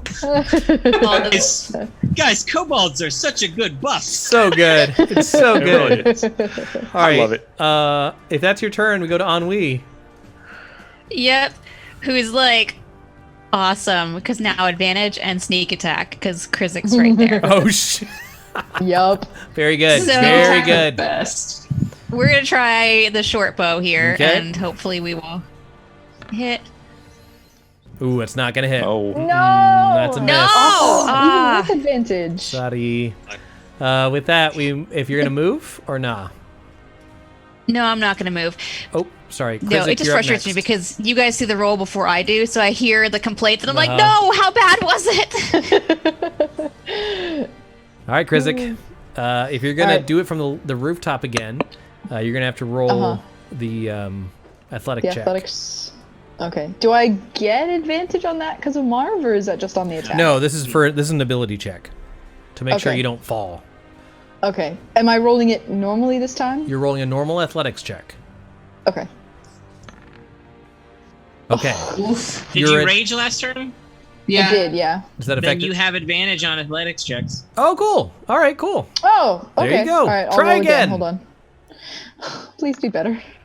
Not much. God, what is wrong with all of us? So God. with that, you Okay. don't fall, but you will have disadvantage Okay. on this attack because of Marv's ability. You just would Yeah. attack like normal, Okay. All right. So let's see. and that's not gonna do it. Jesus, Sorry, fuck. guys. Damn it. Anything else? No. Ugh. All right. No. Sneezewort. All right, we'll take a shot with the short bow. Yeah. Oh, wait. 24 to. 24 to hit. Oh, on my screen it looks. Oh, I was looking at the wrong one. Yeah, that definitely hits. Okay. Nice. Cool. So 24 to hit. That's going to do short bow damage plus hunter's mark. So that's going to do 11 damage to him, and I'm going to add on 2. So that's going to be 13 damage total. As I'm using Fury of the Small. Very nice. Woo. Boom. As Nice. you're, he looks worried now. With that, Valtreya, you're up next. Oh, he needs to run a concentration Oh, check. there it Concentration is. Very check for good. the damage So, taken. that was Yep. 11 damage. It was 11 Yeah, damage. So it's DC gonna 11. be- Oh wait, shit! It's Constitution. It'd be a 10. He's fine. He's fine. It's 10, yeah, because it's He's half fine. damage Oh, taken half damage. or 10, Right. whichever. Either way, yeah. he makes it. So he's still flying. Valtreya. I'm gonna try Chaos Bolt again. Okay. That'll do it. Cool. So that is. I roll. Oh, I click it. Sorry. I'm casting that at. Let's do level 2. Why not?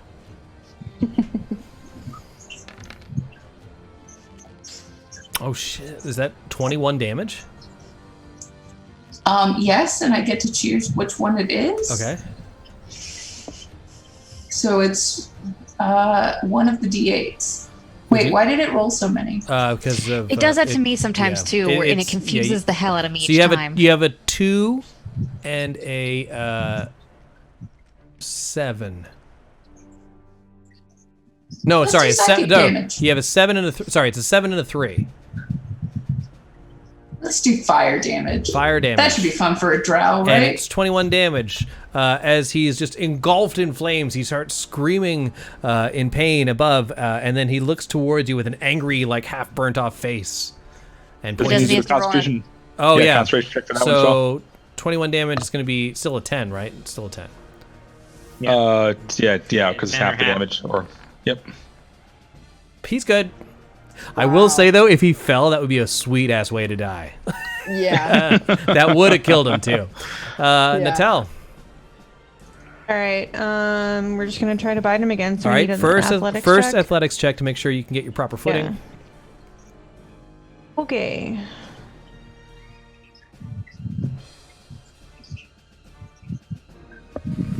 I see a 21. You're good. Yeah, So 21, you yep. attack like normal, but with Marv's ability, that makes you have an advantage attack. Okay. Cool.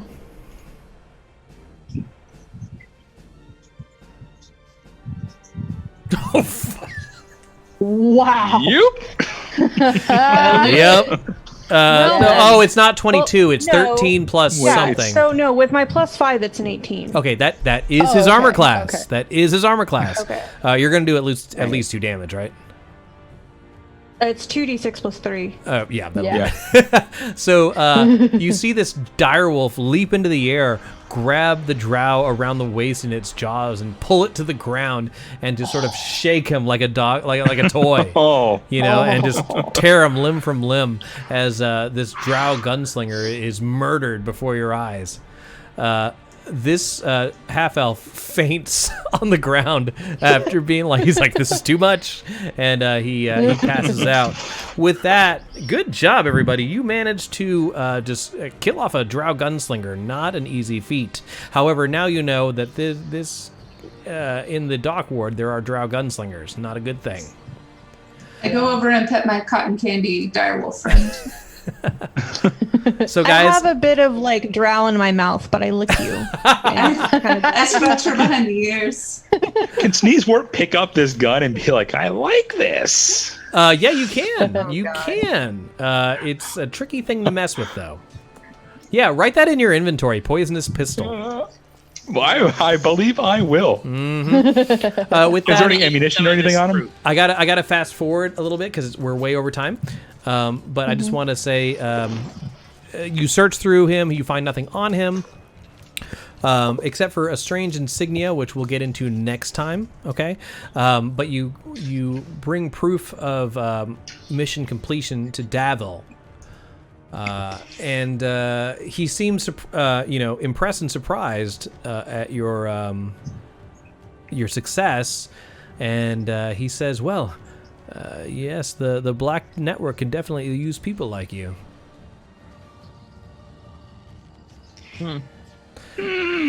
Pass.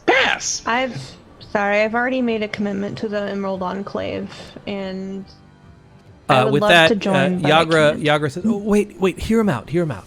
I know you've had interactions with the Black Network before. However, we're not all the same."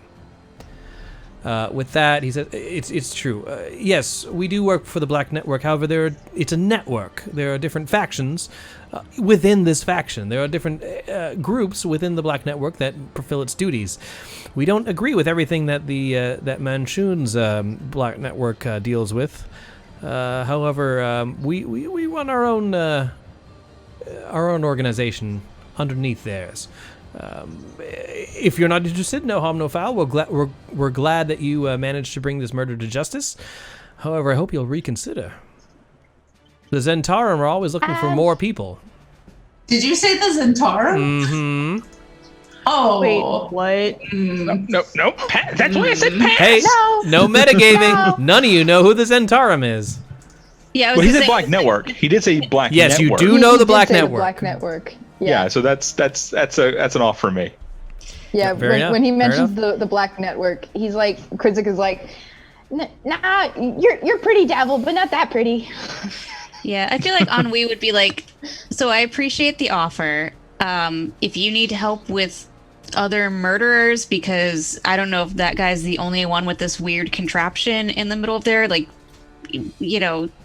look us up. But I don't think a lot of us are the joining types at the moment. All right, he seems disappointed, and he says, "Oh, very well, a deal's a deal." And he hands you each 50 gold pieces in its own individual pouch. With that, he says, "All right, well, unfortunately. Come, Yagra, I'm sure there'll be more worthy people down the line." With that, they pay you the money, and she kind of, looks saddened at your decision, but she waves, and Davil and Yagra leave the yawning portal. You are paid in full. Is this something that we could look at later? Like we might go back to them? It'll be difficult now. You've already turned him down once. I doubt my Asmar is ready to delve into the black arts. Totally fair. You don't have to. I'm just saying, they're a secretive organization. They opened the door. You guys decided against it. Some places, like the Harpers, they're always down to hire. The Black Network, if you turn them down, they probably won't open the door again. You'll have to see and wait and see. That being said, everybody, our next adventure, next Wednesday at 7 p.m. Eastern Standard Time, you guys are all going to start at level 3. Hey! Nice. All right. Hey. Nice. Excellent. Oh, I can start summoning animals now. You are Trey going is to about to love. get some shiny wings. I'm about to get a new friend, and I am delighted. Oh, dear.